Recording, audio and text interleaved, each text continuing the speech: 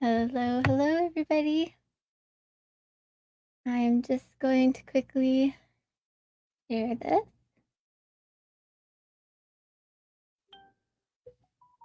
And maybe turn down my volume on my phone.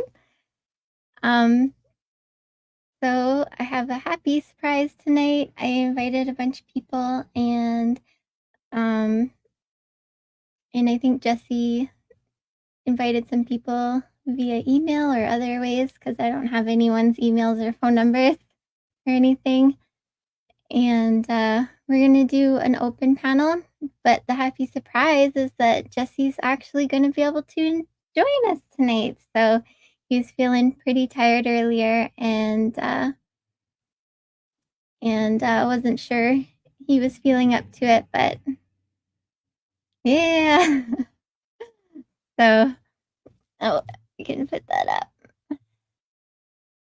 Yeah, so my kids love doing funky colors in their hair, and so I haven't really been able to afford to do much with my hair or anything, and my kids had leftover color because one of them did blue and one of them did like a maroony, pinky purple. I don't even know what it is.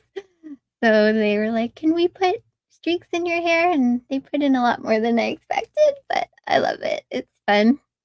And now I got colorful hair. Yes. Hello, Andrea. Howdy, y'all. I always say y'all. 33 always. How are you?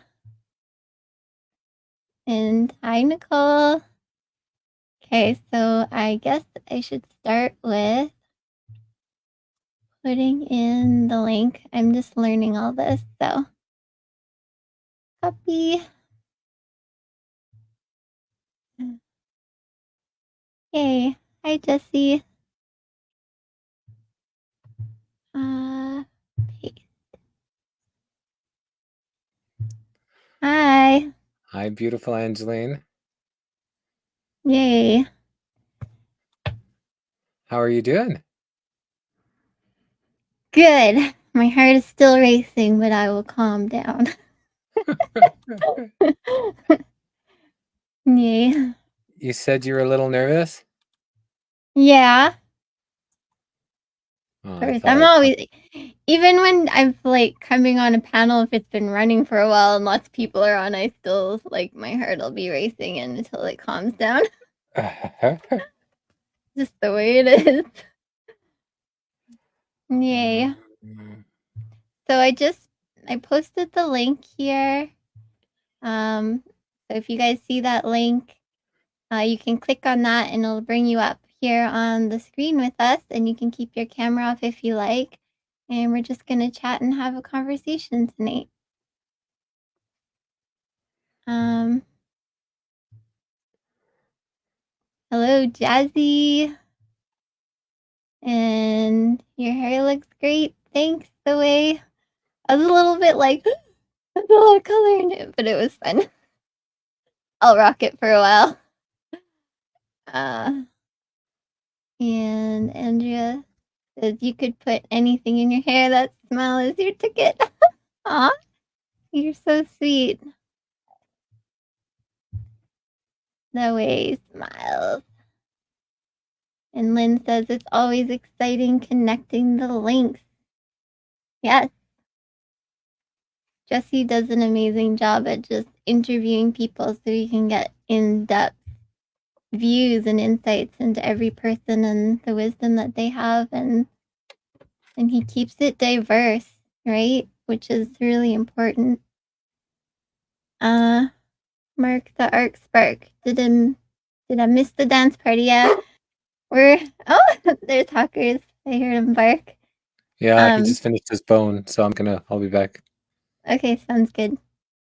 Did you miss the dance part? So we're not dancing tonight. Jesse's in Calgary and he went to collect a bunch of water today and all that fun stuff. So he got a good workout today. And so we're not going to do the dance part today. Sorry. But if you want to turn up some music and dance, go for it. I do it all the time, especially in my kitchen. Yeah, Lynn, no dance party tonight. Jessica Jane, hey you guys. Hey. And your beautiful souls. You're beautiful soul. You're so supportive. I love you. Wagwan Rastas. Hey Flo, how are you doing? It's good to see you. Baba Fett says, Ew. I will much love. And do you collect near Longview or somewhere else? Well, Jesse, where do you collect your water when you're in Calgary? Yeah, went to Longview today and got 18 15-liter jugs. So the guy that I went with, he had never collected spring water before, so it's just like if you can always just give someone water, but teach them how to get their own water, their own spring water, it'll last a lifetime. So he was calculating, and it was 600 pounds of water that we collected today and it Wow. was Longview, Alberta. So we go to either Longview or we go to Harvey Heights by Canmore. That's the one by my place, right? Yeah. Yeah. Yeah. I miss going there now that it's nicer. There's like a nice little beach and a lake there near the one at my house, so it's fun. One day we'll have to make a day trip of it. Maybe pack a little Yes. picnic or catch some fish. Wait, you don't like fish? I'll eat your fish for you.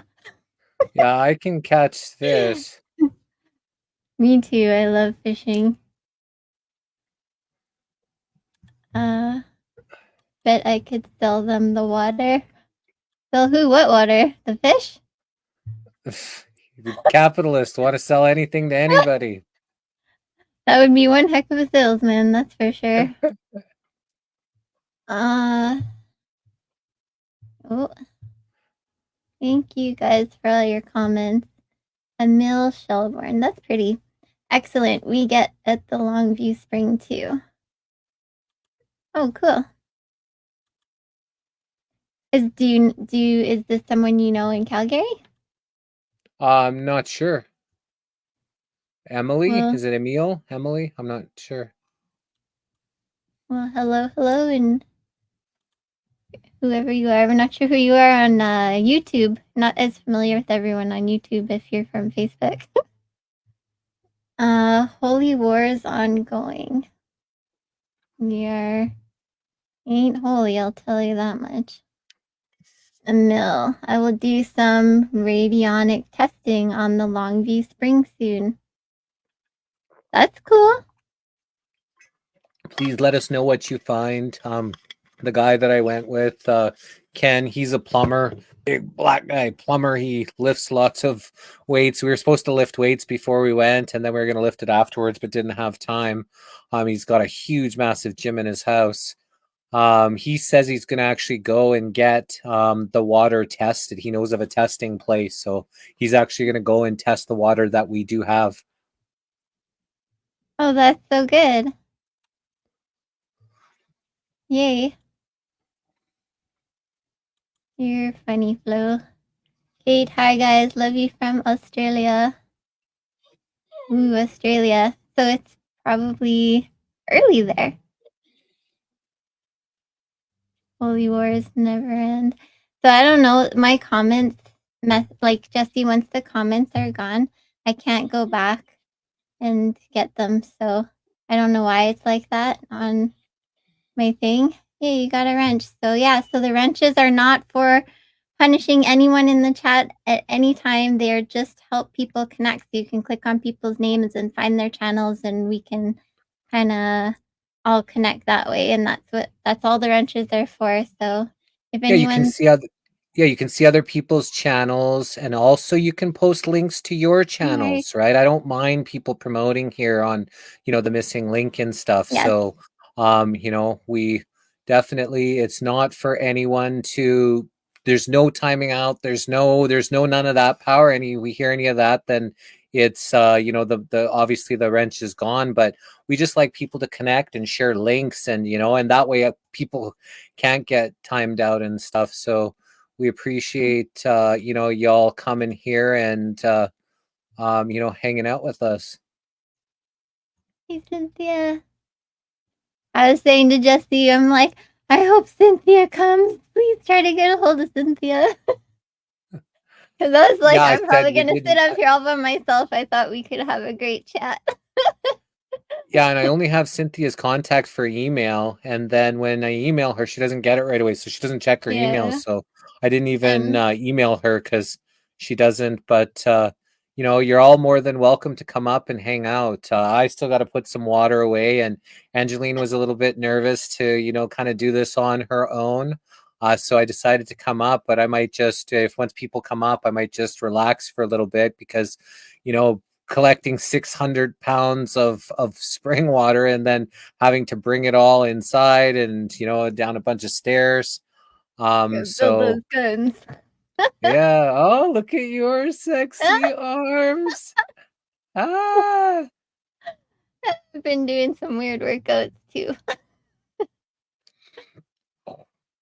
Yeah, my friends did this workout with weights, but you do all these like weird moves with weights and spinning around and reaching up and stepping back and all this stuff, and it's very interesting, but it's to also kind of train your brain.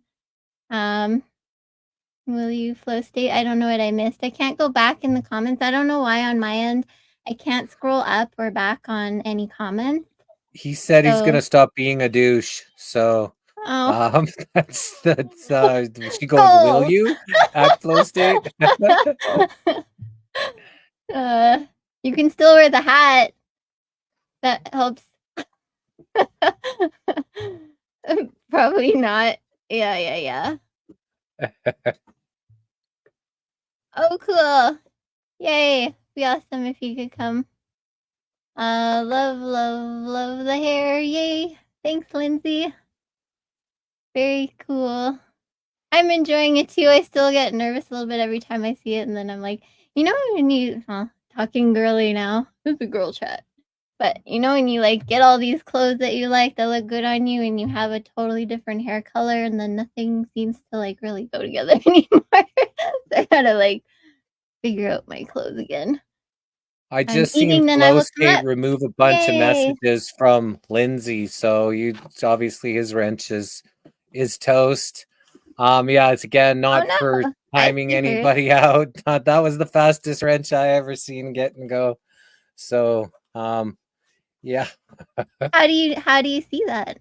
I I go don't into see. YouTube and it says Lindsay Smith, three messages I'm deleted by irate. message deleted by Flow.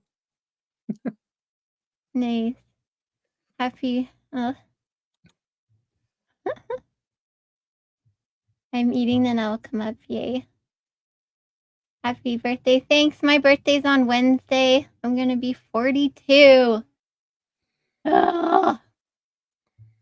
But I did hear that 42 is that age where you kind of just stop caring so much about worrying about what other people think and stuff. And I'm kind of excited for that to come a little stronger, come a little easier.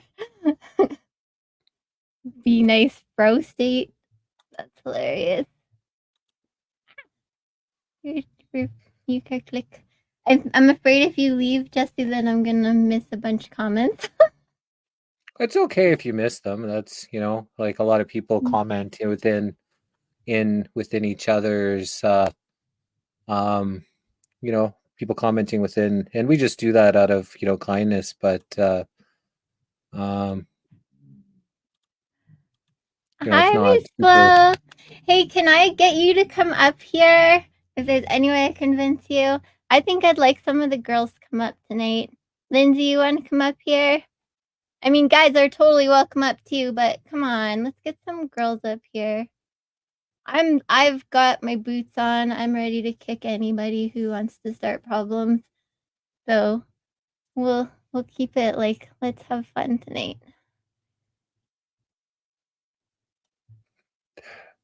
I don't handle conflict and stuff really well, so I just kind of cut it off early, and then you don't have to worry about it. Not the way everybody flows, but it works for me. I'm going on 27. What's your diet and skincare regimen like? Uh, well, you want to know? I'm kind of allergic to everything, which helps. I'm like, I kind of eat maybe paleo style, but less meat. I just have a little, like, ideally, I'd love to have maybe 2 ounces of meat a day in the morning and then stop eating early in the night, just something lighter, and have that long fast in between and try to drink lots of water and just keep it lots of real food and lots of living food as much as I can and not processed food. And I try to stay away from the junk. I actually get mad when people bring chocolate in the house because then I'm like, dang it, I'm about to eat all of this. So I just don't bring junk into my house because then I feel better. And once you start feeling really good, the reward from feeling good just makes it easy to keep going, right? Oh, let's pin the StreamYard. I can do that. I can do that part. Look at me go. Oh, unless Jesse beat me already. That's okay. We can do it again. uh, uh, okay. Where are we? You do know how to handle conflict. You are great at de escalating situations. I don't know if I de escalate, I just. I guess it's a way of de escalating. I kind of mentioned it on Jack's live earlier that we might be going on. And someone said, "What are you serving backstage?" And I said, "My boot." So, yep. Peekaboo. Hey, Pilla. Just to let you know, I did pin the StreamYard link to Facebook. I pinned the StreamYard link to YouTube. And there's like over 70 people here that are watching right now live with us. So Oh, yay. just wanted, so there's, a bunch of people already here. Yay, well, welcome to you all. All right. Very cool. Yeah. My boot. Ha ha ha.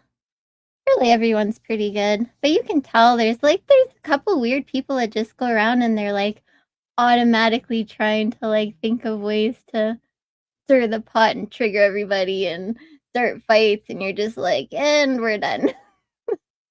Come back when you're in a better mood. I don't care. We're done.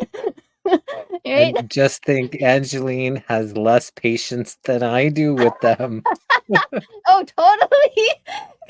I don't know. Yeah, I don't know. Maybe it's the 3 kidlets. You kind of just, don't let it go there.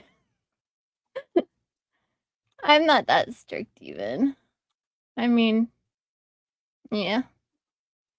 Jesse'll tell you I'm way too nice. Gonna go to his head. My boot, haha. Hey, John.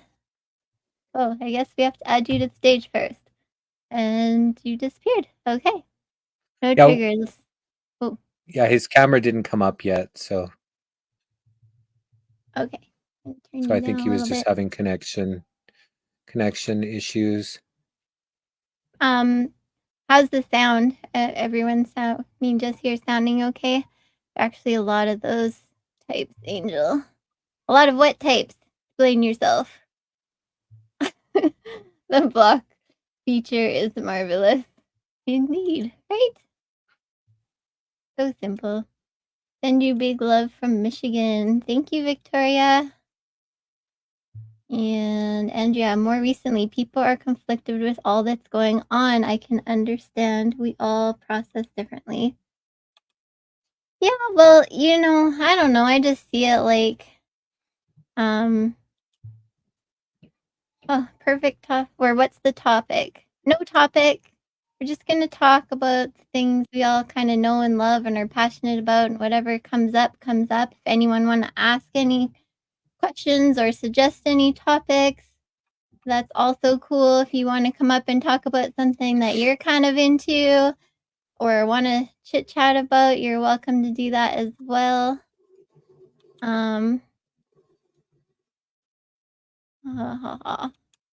Perfect sound. Sounds good. Thank you, everybody. Thank you. Thank you. You guys are awesome. Yay. Great sound check. I have my moments. Astrology.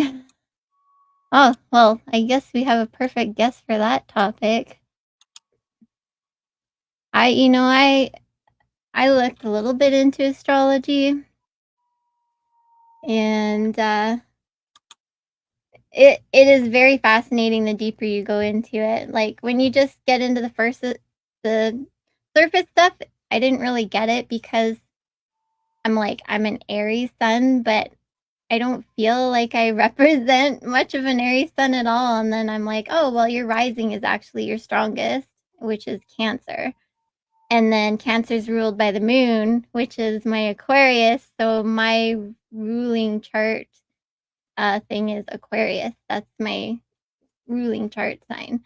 And so I don't have Aries anywhere else in my chart. So it kind of gets trumped a little bit. But it's one of those things I'm always striving to get some more Aries in me. I could put my foot down and all that stuff. But I definitely have some Aries in me too. I'm very kid-like, playful. I can outplay my kids any day.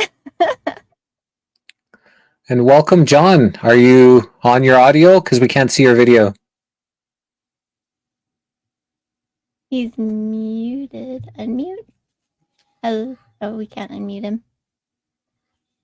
Yeah, maybe Hey, he's just John. figuring. Maybe he's You're just figuring muted. out a thing. Do you know what this is, Jesse? Syncretism. So that's like Santos Bonacci. He teaches syncretism, and a lot of it, I think, has to do with astrotheology. Very cool. And that would be a good question to ask John when he pops up. And Human, why don't you pop up and have a conversation with Angeleen? As soon as that happens, I can bounce down, and I still got some water to bring. I'm a little bit sore from all the carrying of these bottles. Yeah, Yeah. yeah, What were you gonna say? I just saw a comment a little later on. Human said Santos. Yes, yeah, we've interviewed Santos a few times on the Missing Link. Very cool. As soon as you jump off, I'm gonna have a hard time with the comments. I'm not sure why it does that. It's okay, just one at a time, and you just do whatever your best you can. It's all good. There's no rhyme or reason. The 13 sign astrology could help. Yeah, I've looked at everything, and the most fascinating part I loved about looking into astrology was looking into the Plutos. Like, I learned so much about the Plutos, and I have like 7 Plutos, which is the max amount you can have in your chart. And are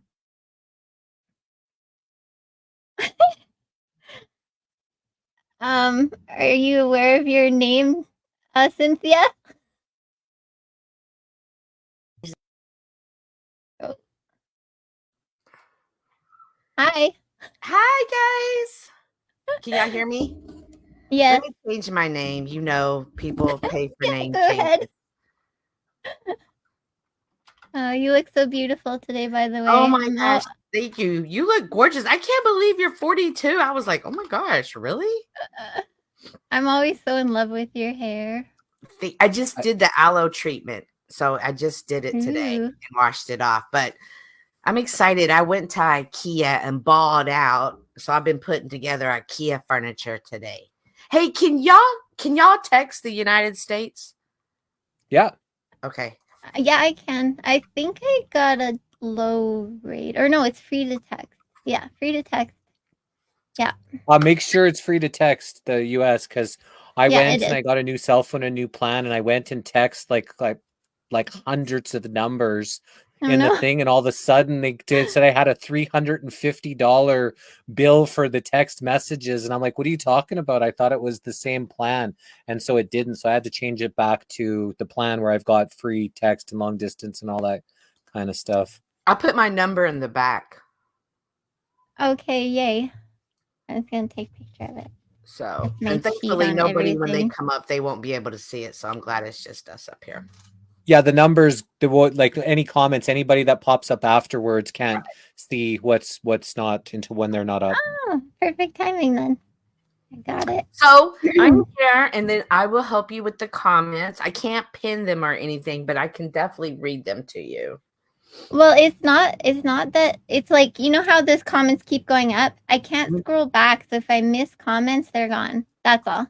So I can still put them up and stuff. I just yeah, if I'm not talented, we'll see how talented I am. Yeah, I'm so excited. I've been cleaning and organizing, doing my spring cleaning for the year.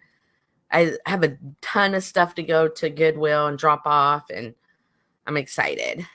I love to clean and organize. It's my jam.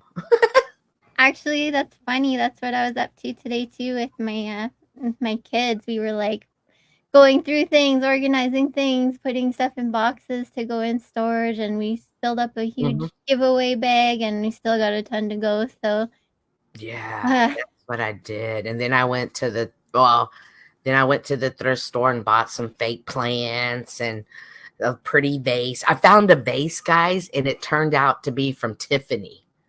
Ooh. It was $5. I couldn't believe it. Nice find. I know. I'm like, oh my gosh. It was like the gem of the day when I found it, but I was excited. I love treasure hunting. It's so much fun. Too. I'm trying to avoid it though, because it's like I gotta get stuff out before anything else comes in. I know what you mean. Have y'all seen those clear pots and that you can like put on the stove, and then people put cinnamon and oranges to make their house smell good? But they're like $25 on Amazon. And so I found a clear pot at the thrift store today. It was $12 and it was a little pricey, but they had the other ones, so I bought just one. And when I went home and looked it up, the set was $483. I immediately got back in my car and went and bought the rest of the set. So I'm excited. Awesome. Yay. I usually go in and then I'm like crafty. So I'm always looking for stuff I can like do something crazy upcycle with. I love painting and decoupage and doing flower stuff and, you know, all the I remember that one time that we talked about upcycling the purses. So I've been collecting a bunch of leather purses that have a good color to them, that have a nice canvas. So I should probably need 2 more days, but as soon as I'm done with everything in the apartment, I'm going to try to do like one project a day online. So I definitely want to make sure you're around to help with the purse decorations and paintings and stuff. Very cool. I'll add whatever tidbits I have. Who else is up there? John, are you got your stuff working, John? Yeah, I think he has connection issues because he's popping back up and on, and I'm just gonna text him and tell him about he can't see or hear him. So John's amazing at tarot and astrology and all that stuff. So once he gets things working, we could pick his brain on all that kind of stuff. He's really, really good at it. I've seen him do some of his tarot lives and stuff. They're pretty good. Nice. Yeah. What do you think about like cards, angel cards and tarot cards and stuff, Cynthia? Well, I definitely don't mess around with like the Ouija board or the tarot cards. I have prayer cards, and I have like Post-it notes all around. Like when I open up a cabinet, there's a prayer in there. So I have like my own version of Post-it note cards. How about like the oracle cards that are just like positive messages and stuff? I've never heard of those. I think I heard you mention it one time, but other than that, I've never heard of them. In reality, you know, you have like the books. It's well, some, depending what you get, it could be like a deck of cards that are like memes, even, right? Like positive memes and like whatever, and you just pull out and you know, if you're connecting, it's like usually really relevant to what you need to hear. So I like those. Those are my favorite. Oh yeah. I just do I do a lot of the oracle cards and stuff. Yeah. Nice. And then like my friends have given me like the positive quotes for the day. Let's say today's April 13th. Our strength may fail, but our God will not. That's like today's quote. So I definitely thank you. I definitely try to keep positivity around me all the time. One of my favorite things to remember was that, you know, that God's going to take care of the things we can't, and constantly trusting that just helps you let go and trust, right? That he's going to take care of what needs to be taken care of. Absolutely. And today it really, really reminded me, like, sometimes we just even need to give our mind a rest and just be and not think about anything and not be worried about anything and just be in wherever you're at in that moment and enjoy it. So that was something that I'm really focusing on, is giving my mind a rest into my crafts, whether it be my sewing or any other hand lettering, any other things I do. Yeah. Well, speaking of rest, I'm going to go just rest. So have fun. I'll be listening. And if at any time I need to pop up, I'll pop up. I'll pop up or pop on. So, okay. You know, have fun, and you're going to do great. Love you, Jesse. Love you. And we'll see you. Jesse. Now she'll be able to pull the guest up and everything. Oh yeah. She's got full StreamYard. She's got full StreamYard access. Awesome. Yeah. Excellent. Yes. Hello, Best Damn Podcast. Did you get anything working? He's still on mute, so I'll give him a few minutes. I was gonna say, like, I've been thinking a lot today about like taking our thoughts captive, right? Is it okay if I restream the live? Oh yeah, of course. Of course. And John just texted me and he just said, he goes, "Hey, I know, I'm just setting up streams." So he's just in the back restreaming it to his. He's, you know, putting in comments, links, whatever. So I think that's what he's doing once he gets that. But yeah, anybody's free to restream this to, you know, any of their places, of course. Thank you. Hey. Always. Excellent. So you were thinking about captivating your thoughts, getting a hold of them? Yeah. So like I have I had, well, a lot of people know I had like a really crazy past, so I'm constantly learning about myself and how I'm pretty much wired very differently than a lot of people, and sometimes you don't even know that you're wired differently at all. Like, it's always been there, you just think it's normal, right? Right. And one thing, you know, like, you know, have you ever asked people, like, do you have like thoughts in your head, like where you talk to yourself? And have you ever met people that actually don't have conversations in their head? No, they all do. They all do, and I'm thankful. Jesse doesn't. A lot of people don't. Like, they don't have that conversation going on. And that was like, what? Right? Yeah, I have conversations. I will even have conversations, and then somehow they turn into verbal out loud, and people are looking at me like, I'm like, oh, I'm on the phone, because they can't see my ear, and I'll act like I have an earpiece, but somehow the conversation just comes. I just really start talking out loud.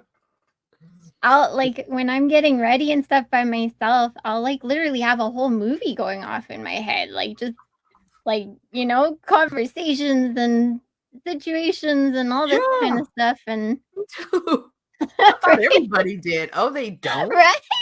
They don't. Wow. What's wrong with them? Yeah. So it's like the whole taking every thought captive. So when I'm like spiraling downhill in my thoughts, you're like feeling anxious or whatever, it's like I literally just started, our the best way to change is to become conscious of our unconscious thoughts, the thoughts that are running without us consciously thinking about them. They're just kind of autopilot, right? Mm-hmm. And then really stepping back and like becoming aware and thinking about what are we thinking, right? Right. And because those autopilots are just, they're not actually our thoughts. So they're actually programs in our brains that are wired in our brains. They're just going off constantly on autopilot. And we're just so used to them always being there. We don't even think about them. We're barely even conscious of them, right? They just automatically go off. But the thing is, those thoughts like wind up creating our life because they can't keep sending us down the same roads. So to become conscious and like consciously stop those thoughts or change them or distract yourself is huge. It's like life changing. So I've literally like when I'm having a hard time, I'll just be like, stop thinking. I'll literally just tell myself in the middle of whatever's going on in my head, stop thinking. And I'll just stop.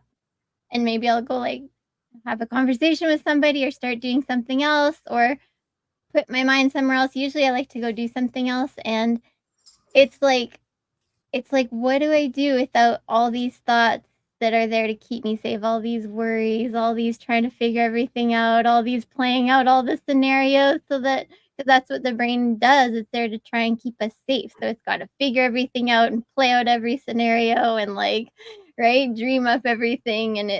And so to like stop that and like consciously try to create something new in our mind is like this crazy experiment in our life almost to see what different happens when we don't automatically go there, right?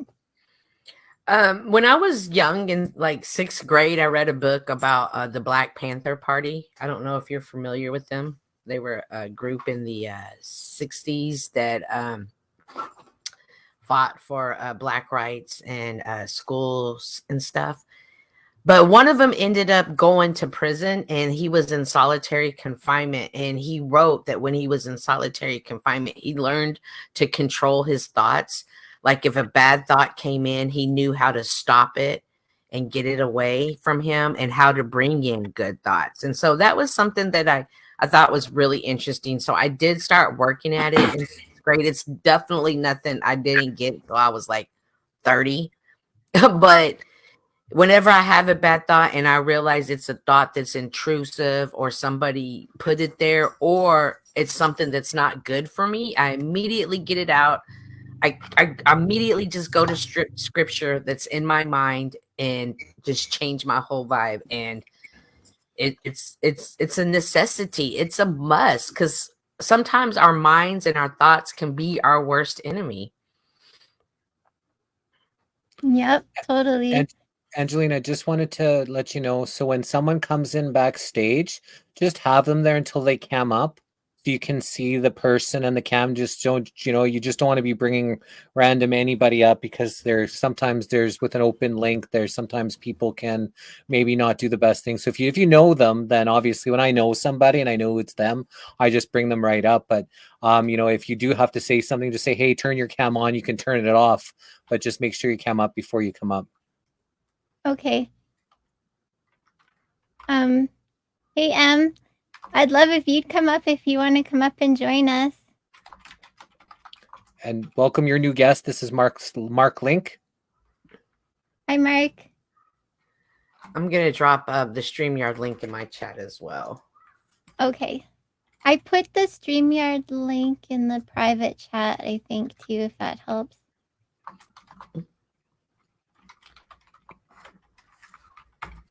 Yeah. Yes. When you pull a scripture that helps you change that thought, that's literally taking the thought captive and taking control of that thought and putting that focus where you want it to create something new, right? Mm-hmm. Letting go of the old pattern. Jesse.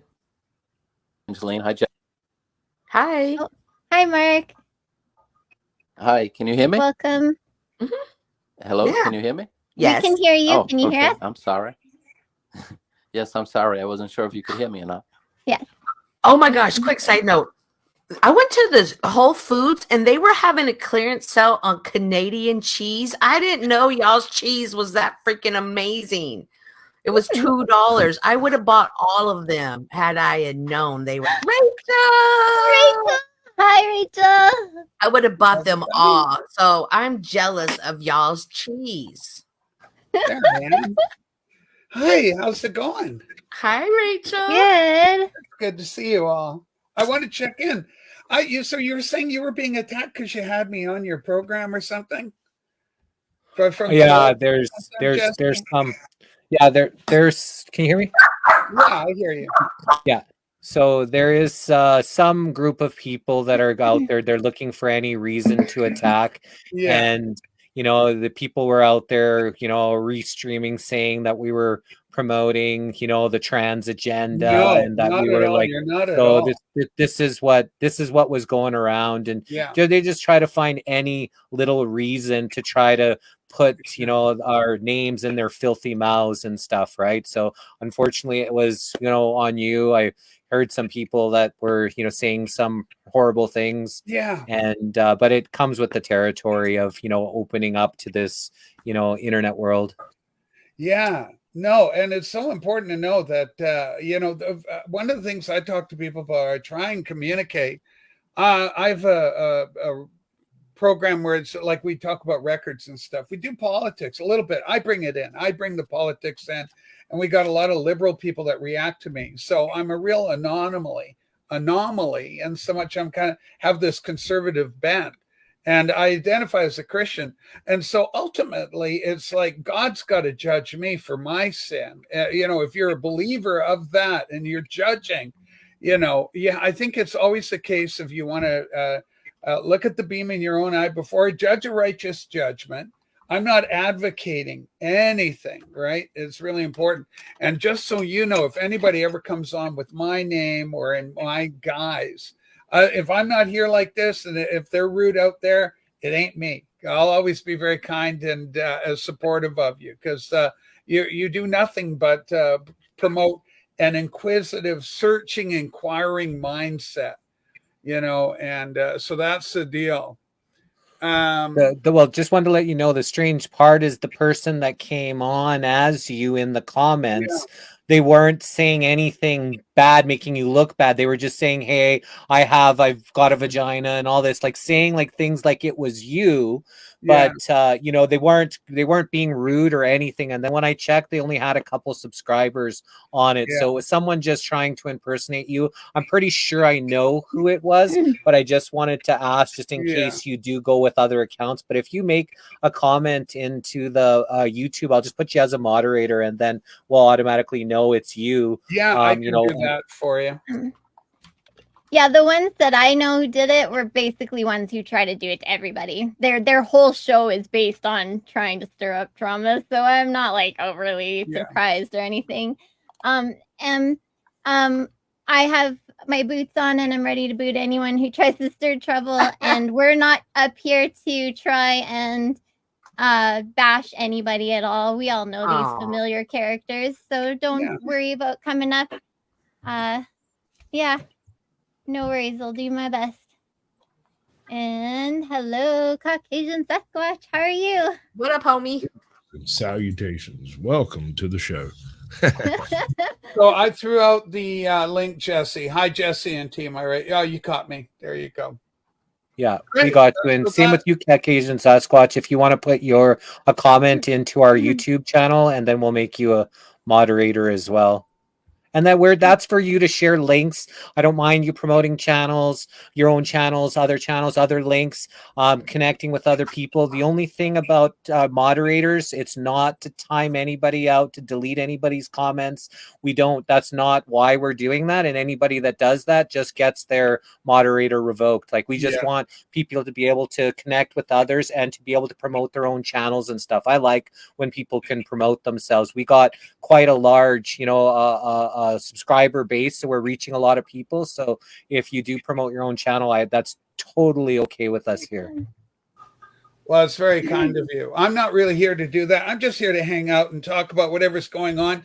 Certainly the developments over with Iran and Israel have caught my attention today. I think that if somebody else was sitting in a certain building, things would have gone a little bit better. We may not be seeing things unfold the way we are.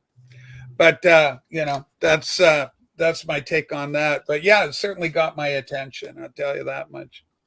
Well, apparently, biblically, 7 countries have to go against Israel. So whatever the shit that they're stirring up is, they want 7 countries, so that way it looks like biblical prophecy is coming to fruition. So whether it was prophesized or whether they're manufacturing it to happen, that's the agenda, is to do enough things there for 7 countries to go attack. But I'm going to duck out. We just collected spring water today, findaspring.com. We collected 18 15-liter jugs. So it's about 600 pounds of water. I'm just a little bit tired. I'm just going to rest a little while I listen. Angeleen, the beautiful host here, has got it covered. And I hope y'all have a great, wonderful conversation. And, once I rest a little bit, I'll come back and I'll pop in. Okay, Jesse. Well, you're leaving us in Angeleen's capable hands. Yeah, this is my first panel, so. And Mark Link, he's from Facebook, and so awesome to have you up here, chatting. I'm going to be out for a little bit, but, we'll be listening. So I'm super happy that you've come up here from our Facebook world. Thank you, Jesse. My last name's Link. I'm actually the missing link. You are the missing link. I love it. We should get you on a phone interview. No, I'm definitely not interview quality, but thank you. Everybody is. You just ask good questions, and we get to learn about everybody. He interviewed me. Yeah, and he loves to interview everybody, so it's amazing. So I do the same thing, just with a different twist.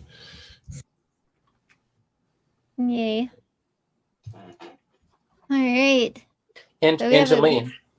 Yes. Is there truckers in Canada having a convoy that kind of held up on the side of the highway? Right now, as we speak? Yeah. Ron Clark was there. Okay, so it's not a convoy. What they're doing is they're protesting the carbon tax. So there's a lot of people on a lot of highways. They're closing down highways and causing a lot of disruption in on the highways. But it has to do because April 1st they just increased another carbon tax. So they're making everything more expensive for everyone. So the stuff that you do see is live, and there's a lot of people on the eclipse. There was a bunch of people showing videos of them out on the highways. So that is what you're probably thinking about, the actual convoy. It's just everybody in different areas closing down highways all over Canada. Okay. Mm-hmm. So Jesse's really into the yeah. Hello, thank you for coming up. You're welcome. Hey, everybody. Can you hear me good? Because sometimes my audio at first will suck majorly, but you're real I can hear you guys. That, yeah. Wait a minute. Good. Your mic is a bit loud. Really?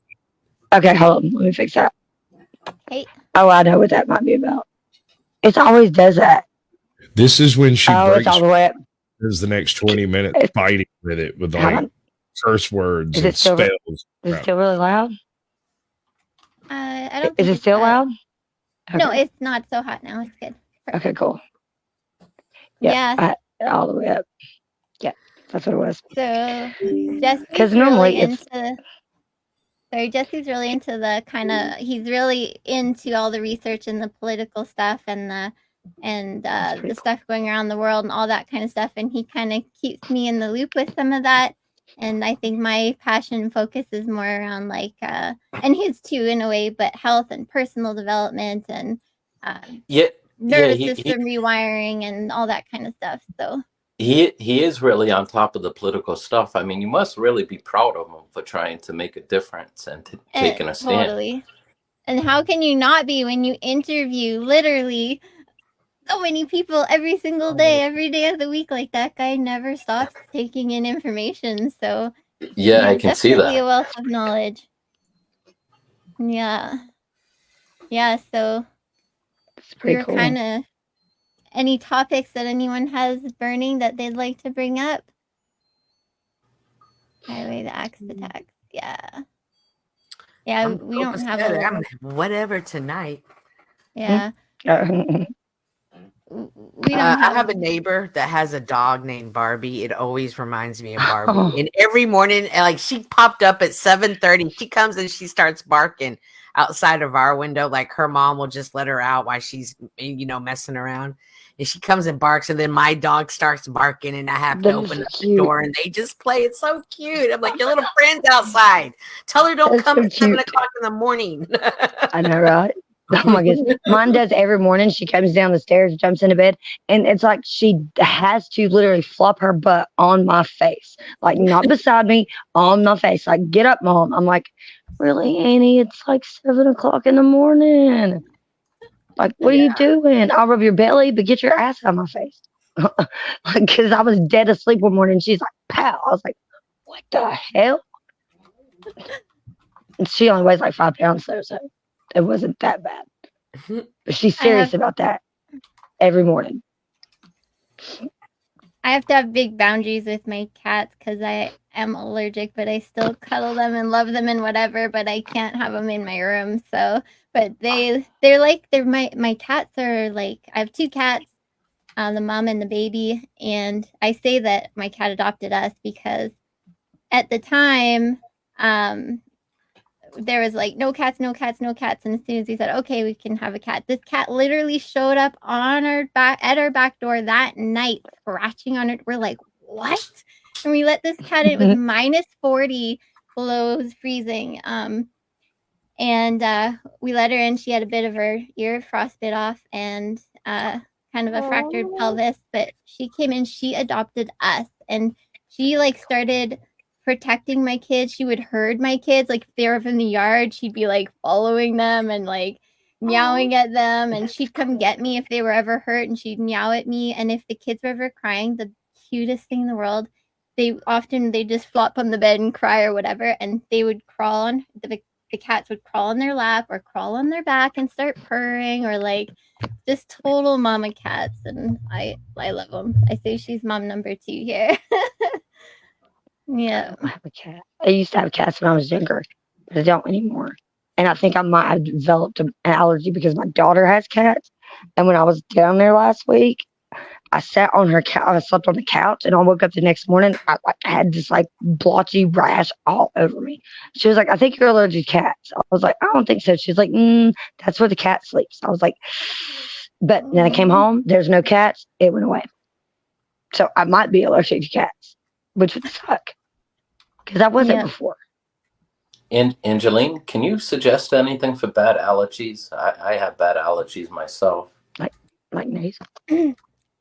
Well, I know onions is a really good one, the quercetin in onions. So using that, if you can take it as a supplement. But one of my favorite things I've ever made was just, you take a jar with some honey and onions. So you'll put like about a half an inch of raw onions. Red onions are the strongest. And then you put like a tablespoon of honey, and then another half a inch of onions and honey, and you keep doing that to the top, and then you let it sit for like, you can let it sit up to 24 hours, 12 hours. It'll turn into a liquid, and then you strain it and you use that liquid, and it tastes so good. But it's like the ultimate cough syrup. It's the ultimate for clearing up congestion, allergies, asthma, all that stuff. So I'm not a medical doctor. I'm not giving advice, blah blah blah. This is food. We'll call it cough syrup soup or something. Onion, all right. honey, That's pretty Thank cool. you. But yeah, so that's a big one. Like, I love that one. And another one too, oddly enough, because we absorb a lot through our feet. So like, you can't give a baby garlic or whatever, but if you put a little bit of garlic in some cotton on the bottom of the feet, you'll actually smell it on their breath after a bit. So a lot absorbs through the feet. So another good one is putting onions on the bottom of the feet. And if you can sleep like that, if you have a cough or whatever, you won't cough all night. Like, that will clear you up. That'll clear your chest up. Yeah, Okay, thank you. really cool one. Yeah, And I Yeah, just I heard know. that about. I What's just that? heard that about Mark. You said so. Part of allergies has to do with the liver. So if you do a liver flush, liver cleanse, eliminating fried food, sugar, alcohol, other toxins from your diet, do a liver flush, a liver cleanse. If you can cleanse the liver, some people drink olive oil with a little bit of lemon in the AM. So you get olive oil with lemon, you drink that, you do that every day for about a week. It helps to flush out the liver. If you can clean out the liver, it'll help with your allergenic reactions. All right, Okay. thank you, Jesse. It seems like a lot of people are having trouble with the allergies lately. It's just Oh kind of yeah, weird. That's the shit spraying. everywhere. The more people that are sensitive, the more they're spraying, the more you're gonna be caught by it. Yep. Yeah. Ginger's great too. Whoever brought that Oh up. yeah, ginger. And is turmeric good? Turmeric is good for you. Yep, sure is. I was about to say that. I was like, yep, turmeric is good. I do Also, what do go you ahead. do with it? No, go ahead. Dog food for my senior dog. His arthritis or something, inflammation. That's what they said. It was It's like anti-inflammatory. Yeah. Mm-hmm. Yeah. The ginger That's exactly or what I the was supposed to turmeric? say. Yeah, Turmeric. the turmeric. Yeah. Yeah, sometimes I'll use turmeric on my face, like just once in a while. I'll just put, when I'll wash my face with oil. Usually I just use water, but sometimes I'll just put a little turmeric and let it sit for a minute and then wash it off, and that's helpful too for inflammation.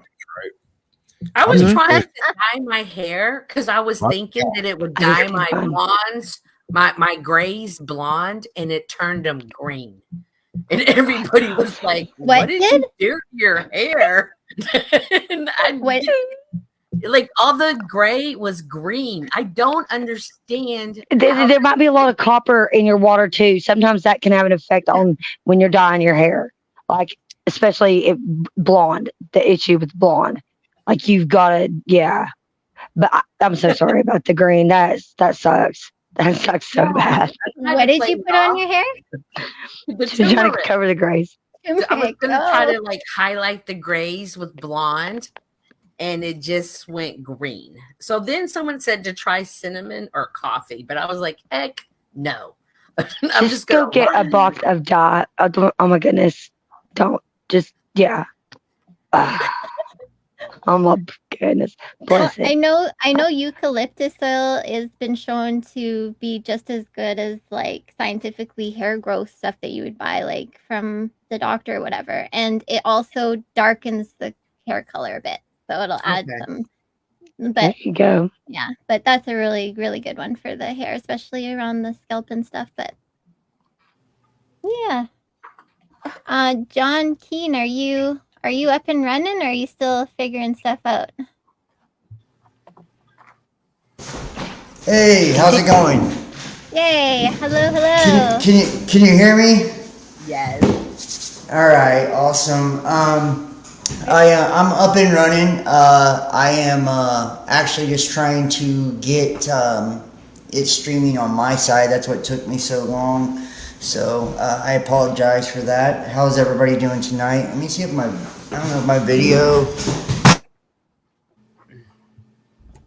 Dun dun dun. You muted yourself, bro. I was trying to adjust his mic a little bit because it was a little bit loud. Can you talk? What up, bud?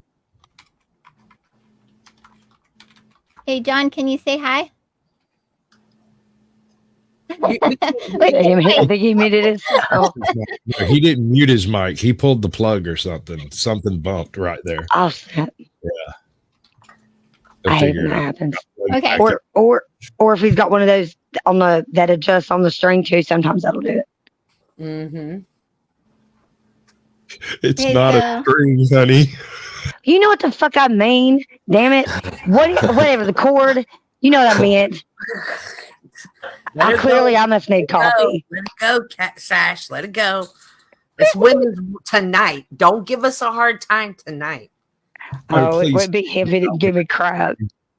with my audio. All right, can you guys hear me now? Get in there. Yeah, for sure. All right. Awesome. How is everybody? I haven't heard that before. Great. Good. I'm good. So John's like, tell us all your specialties, John. So if anyone wants to pick your brain, they can dive into it. Specialties. I don't know if I have any specialties in particular, but I have studied spirituality and, well, pretty much every religion and school of thought that you can basically imagine, everything under the sun, including the occult. I would even consider myself an occultist. I practice Solomonic magic as well. I study astrology, tropical, it's Western astrology, as well as the tarot. I read the tarot as well. And basically anything that, pertains to spirituality, whether it's hermeticism, energy, metaphysics, anything when it comes to the conspiracies and, I'm basically an open book. I've dabbled a little bit in everything. So I consider myself a jack of all trades, a master of none. So, yeah. I agree. Awesome. I'm the consummate generalist. So, there's diversity here. Caucasian Sasquatch, what's some of your specialties and stuff that you're like to dive deep into? We're going to go around and ask everybody. But since you're talking, really specialize. I read everything about everything all the time. Do you have like a specific passion, something that you're most passionate about? History, religion, conspiracy theories, YouTube. If I have to say I have specialty, YouTube and jiggling the handle on the algorithm for other channels. Nice. How about you, Cynthia? What's some of your favorite things, favorite passions? Sewing and hand lettering, taking naps. I really love to take naps. Like calligraphy? You like calligraphy? Yes. Ooh, very cool. That's it. But I have a conspiracy theory whenever y'all are ready that I'm interested to ask you gentlemen about. Okay. How about Rachel? How about you introduce yourself a little bit? I'm big on genealogy, and but my presence on YouTube is music oriented. So all these records back here, and I don't have my backlight on, but those are speakers there. And these all here are just Beatles. Like that's just the Beatles. Wow. And then that's just the Beatles. But there's other bands, Led Zeppelin, classic rock, yes, and all that. And then, of course, I identify as a Christian, so I'm interested in Christianity, very passionate about that. And that's part of that inspiration question that was asked in the peanut gallery. I call it peanut gallery in your chat. Kind of things that interest you that way. And the human condition always interests me. And, of course, politics, where our world is currently. So all that. Is that a Stone shirt? Are you wearing a Rolling Stone shirt? I am wearing a Rolling Stone. I have one too, and I started to wear it, and then I didn't. And I was like, oh my God, so awesome. Yeah. That you have one too. She's got a really awesome vinyl collection.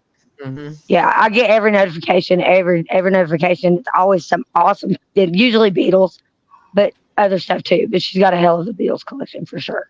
Oh, and one other thing, I just want to say hello to Cynthia, who supports my channel. And yes. So we know Cynthia and I know one another, and she's lovely, and always happy to see Cynthia on a panel. She adds a lot. Yeah. So anyway, I'm just happy to be here hanging out, and I'm a big fan of Jesse. So when I saw he was streaming, I want to come over, and I knew there were some problems before with this other thing that we had discussed earlier. So I just want to make sure that everybody knows I'm all, pro and support, and there's no criticism or anything weird going on from my end of things. You're beautiful, Rachel, and you stand for all the right things, and we really appreciate that because we need people in that community to be standing for the right things too, because they try to make it look like all kinds of stuff, right? Yeah. Yeah. Rachel, someone in the comments wants to know: do you have the Beatles White album? Oh, I think I do. I just want to say hi to Melody Diosa Estrella. How are you? Hey, girl, I'm doing good. I am so excited to see you. This is like one of the most Oh. beautiful souls I have ever known in my life. Every time she talks, I am feeling inspired. So Well, I know that you have invited me a few times, and when I got your message and realized that you were going to be popping your hosting cherry, I was like, I gotta be a part of this, dude. I can't miss this moment. yeah. You know how much I love to pop a cherry. Well, thank you for coming. I love her already. Oh my gosh, that's awesome. She's so freaking Yeah, amazing. full disclosure, you know, I can be a little just unhinged sometimes, but definitely have been supportive of Jesse and Angel from the jump. I'm just getting to know a few other people, like John. Checked out some of his stuff. Yeah, but it's been a wild 4 years for me doing this, and I think it's just, you know, wanting to come on and join the conversation for a little while. Don't know how long I'll be here, but and this is John Keane next to you that I kind of told you a bit about too. So he's really awesome with all the tarot and Australia, all that kind of stuff, astrology. I've been peeping John a little bit, not in a creepy way, maybe. But, you know, I've checked out some of his stuff. You know, he's in the tarot realm like me, and we do like have a lot of like-minded, I guess, interests. So if you decide to peep on me, make sure it's in a creepy way. I prefer it I that will. way. I can. I can be creepy. I can make it weird. Yes. I prefer it weird. That's how I like it too. Awesome. Ditto. The weird. I live in a weird town. I've actually checked out your work too, and I think you do an amazing job. I think you're a good tarot reader, and I really love your approach with a lot of the content that you create. I think it's really unique and it's genuine, and that's kind of hard to find. So, thank you. Thank you. Are there links in the chat or in the back chat? Because I'm gonna want those for sure. Yeah, if you guys want to drop your information in the chat, in the back chat, all that stuff, let's get all those things connected. And while you're doing that, how about Mark? How about you? Tell us a little bit about yourself. I just like to learn. Oh, your sound is cutting in and out.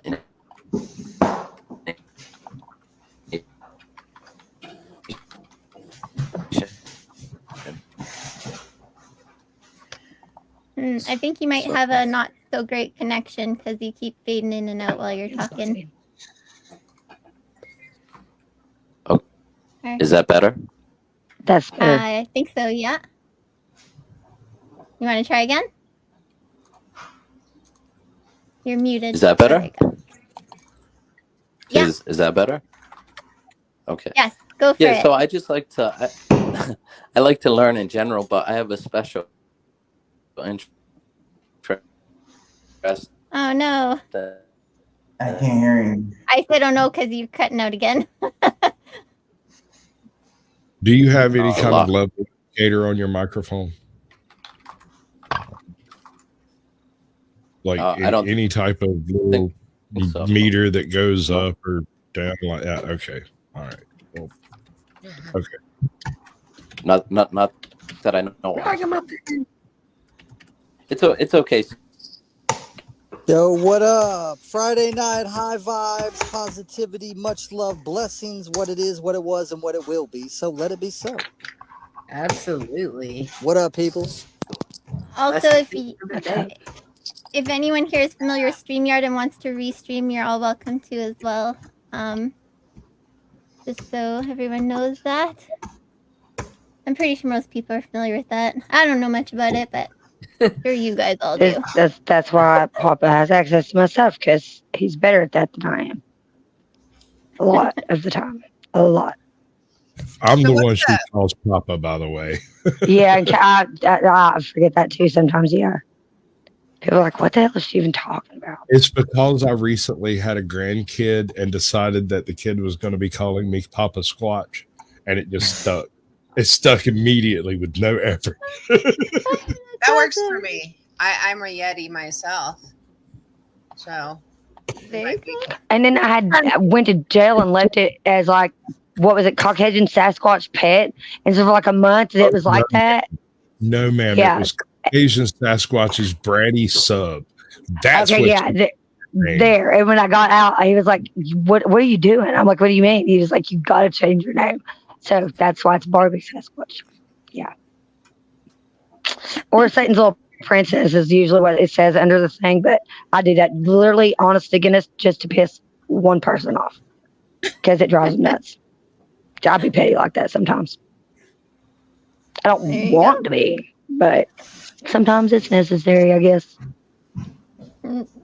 Push the buttons of the button pushers. Well, I mean, like they want to force their they try to force their agenda on me. That's not gonna. It doesn't work like that. Yep. And like, no, there's a way to approach me about that, and then there's not a way. And he had the wrong effect all the way around. So I was like, I told him, I was like, I'm not going to change it just because you want me to. It's going to stay that way forever now, probably. And you pay to change it, so I'll change it back. So I just go with flow as far as that is. Okay. Yeah, let's get into So, it. what's the topic, folks? What are we delving into here? There was no specific topic, so this is just whatever kind of organically comes up. But what were you guys discussing about astrology? Well, not too much. I was kind of saying how I love diving into the Plutos and like learning about the Plutos and how they kind of give you an insight to the one thing you're trying to conquer in your life. Like when I was diving into that, it was so spot on. It was almost scary for the thing that I seem to keep constantly, repeatedly wrestling with that I'm trying to get somewhere with. And that's kind of what all my Plutos added up to is like, holy camoli. So that's kind of what I was talking about a bit before. But are you, do you know a lot about astrology as well, Melody? I dabble in just checking out my own stuff and seeing where the energies lie with me. I don't call myself an astrologer or anything. For one, when you understand that they're not really planets anyway, they're just like energy sources and all kinds of stuff, as it unravels, it becomes like less I guess hypnotic as like the packaged, way we're sold the planets and all the astrology. So it's more or less just a way for me just to navigate what kind of energy systems we're moving into. If Mars is dominant, we're probably expecting, a little hostility, maybe chaos, and certain things, as they move around can affect us. But I don't really dive into it too deep. Jesse's asking, what does everyone know about astrotheology? Where's Jesse? I know nothing. Well, I think with astrology too, astrology is kind of like the algorithm of who each and every one of us is, right? Like based on the different energies that were like in alignment, when we were conceived and when we were born, those kind of compound to make up, like who we are, at least our persona or our ego. And when it comes to astrotheology, if you look at the Bible and basically every religious text and religious book on earth, a lot of our religious stories are actually talking about, the heavenly spheres, including the story of Jesus, the rising from the dead 3 days later and all of that. And then him being born of a virgin birth, coming from Virgo, and then Bethlehem, which is the house of bread, which is in the constellation of Virgo. And notice he's the lion of the tribe of Judah, which is Leo. And even when we look at, the correlation with like Jupiter, the king planet, and how Jesus bore our stripes and Jupiter is striped. So, I mean, if we look at like astrotheology, every religion in the world has some type of connection or correlation, to the stars, to the zodiac. Astrology is the oldest, mystical, spiritual, sacred science out of all of them. They've been doing this, since the beginning of time. And if we look at like kind of the governors, the rulers of this reality, which are like the 7 main planets, they make up these main energies that actually create us through this prism that we call the electromagnetic field. That's what creates the physical reality or the physical manifestation. It's called what do they call it? The Ark of the Covenant, or the covenant that is represented by the rainbow. Those are the 7 colors, right? The 7 main colors, which are the 7 main planets. So those colors, 7 chakras, so on and so forth. And if you look at the chakras too, that's like a model of the solar system or the soul system as well, right within us. All of the chakras correlate to colors. They correlate to planets, organs, so on and so forth, right? And if you think about the Ark of the Covenant, Ark is another term in the Hebrew for firmament, right? So the firmament, which is the electromagnetic field, or like a prism, which allows the process of soul luminescence, or star in a jar. All these heavenly hosts or luminaries, these planetary energies or princes, they're projecting their light, their energy, right, down onto the earth, and that is filtering through. And that's where we get like the concept of a holographic projection or a simulation. It's not like a computer program, it's more of like a natural one. And that's why if you look in the book of Genesis, it says, in the beginning, the Elohim created man in their image. An image means a phantom, projection, and illusion, right? It's a specter. It's basically saying that we are a phantom of the heavens above, right? So the celestial energies above us are being projected through that electromagnetic field, creating the illusion, which is us. And I believe that we are also the Elohim. Those are the sons of God. You look at like Christ, and he says, didn't I say that ye are gods? Little g gods, meaning sons of God, meaning our higher self, or our consciousness, is actually in the stars, or the 5D, or whatever people want to call it. And that's where we are. We're just not conscious of it while we're down here. Our creation is so good, the illusion is so good, that we basically forgot that we created it. You know what I mean? So I feel like that's what all of the process of learning and the process of initiation and enlightenment and all that is. That's why they call it remembering, right? We're putting our body back together. We're putting the pieces back together of who we are. Rachel, do you have any thoughts on that? Just give me 1 sec. I just wanted to say hi, Melody. Nice to see you up here. While I was collecting spring water today, we collected like 600 pounds of water right from the spring. Findaspring.com website if anybody wants to collect their own spring water. I'm just kind of relaxing. Angeleen's, here, hosting the panel. So I just wanted to come up and say hi, while you are here. And thanks for coming and hanging out here on our panel. Yeah, Jesse, absolutely. I am happy to just be here with you guys tonight, and thank you for jumping on just to say hi. Go rest. Angeleen's doing a great job. Mm-hmm. Well, in answer to the question, first I would give John big props for doing research. He's obviously well read and has put a lot of effort into his philosophy and his understanding. My understanding, I'm very much within the framework of evangelical Christianity or Orthodox Christianity. So therefore, the whole idea of the creation and the creator would be different. And that God is a spirit, and they that worship him must worship him in spirit and truth. And this is why Jesus says you have to be born again, that there's a tripartite constitution of the human being comprised of spirit, soul, and body, and that we shouldn't conflate the three, but see them as distinct entities, and that there's war or enmity between spirit and flesh. So you've got 2 trees in the garden. This theology has been so well established over the history of time. But the whole idea is spiritual regeneration, and therefore that's an acknowledgement of our sin state, our fallen condition, our requirement for redemption, our need for it, and salvation coming through in our belief system through Jesus Christ. There's no other name given under heaven by which men may be saved other than the name Jesus Christ. So that's kind of the Orthodox position on things, that without shedding of blood is no remission of sin.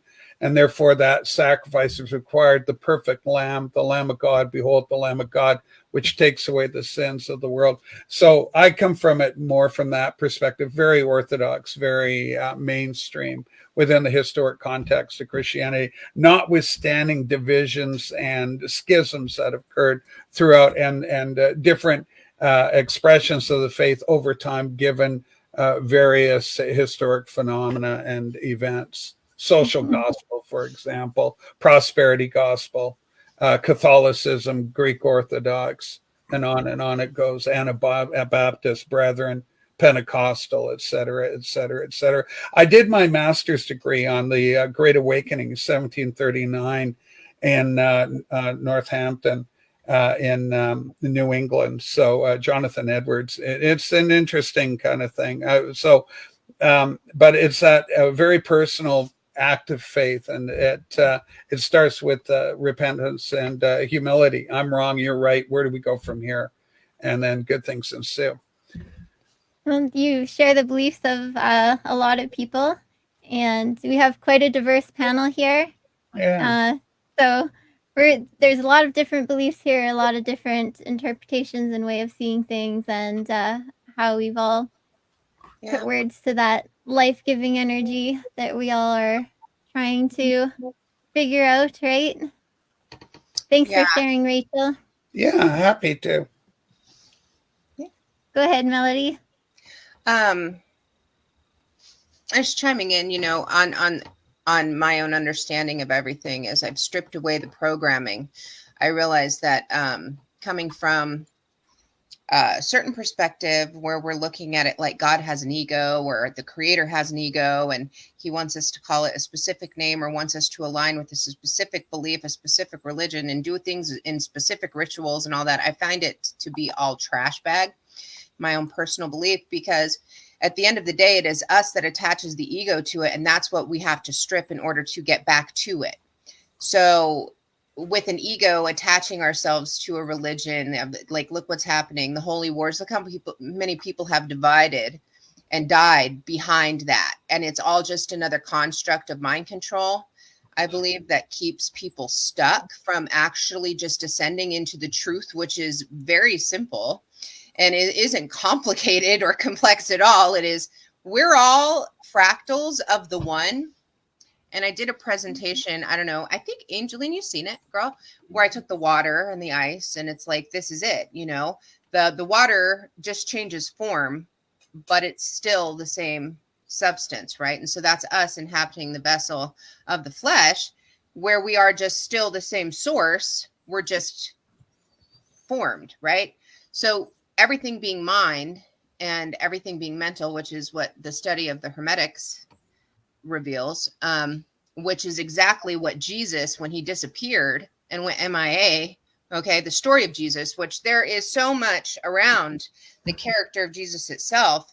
None of us, not one living person alive today, nor here sitting looking at each other, is ever going to be able to boldly, with factual evidence, proclaim that that man ever even existed, more than an allegorical story, or there's too much speculation around it, and there's too much contradicting evidence. And you can't trust church. You can't trust Rome, who was a monotheistic society, and then decided they were losing the power over the people, and they were going to get more tithings from the people, and then have their taxes too, if they can go and bulldog everybody into this Christianity thing, which wasn't even a thing if the Christ character was a walking man, because Christianity wasn't bred until after he was made a martyr and people started to worship him, which, if we're going to say that the man actually existed, then he would have given statements in the Gnostic text saying, don't call me master, I'm not your Lord.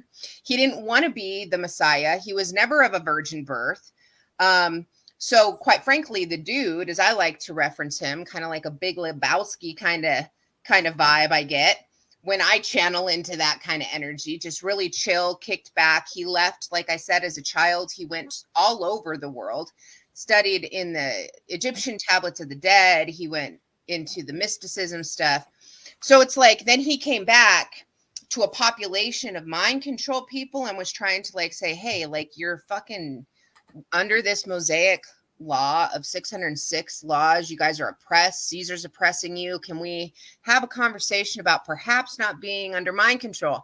And so the people who were extremely oppressed and obviously kind of like similar consciousness now where they're about to break because so much taxing, so much religious indoctrination and fear and confusion of, you know, energy. He was like a voice of reason amongst the nonsense. And so he comes in and he's like, hey, dudes, dudettes, like chill, hear me. I'm the father's son, but you have to remember, like, he probably didn't even look at it. He probably understood it in a way that I understand it, or John, or anybody understands it, which is you're not attaching a name to it.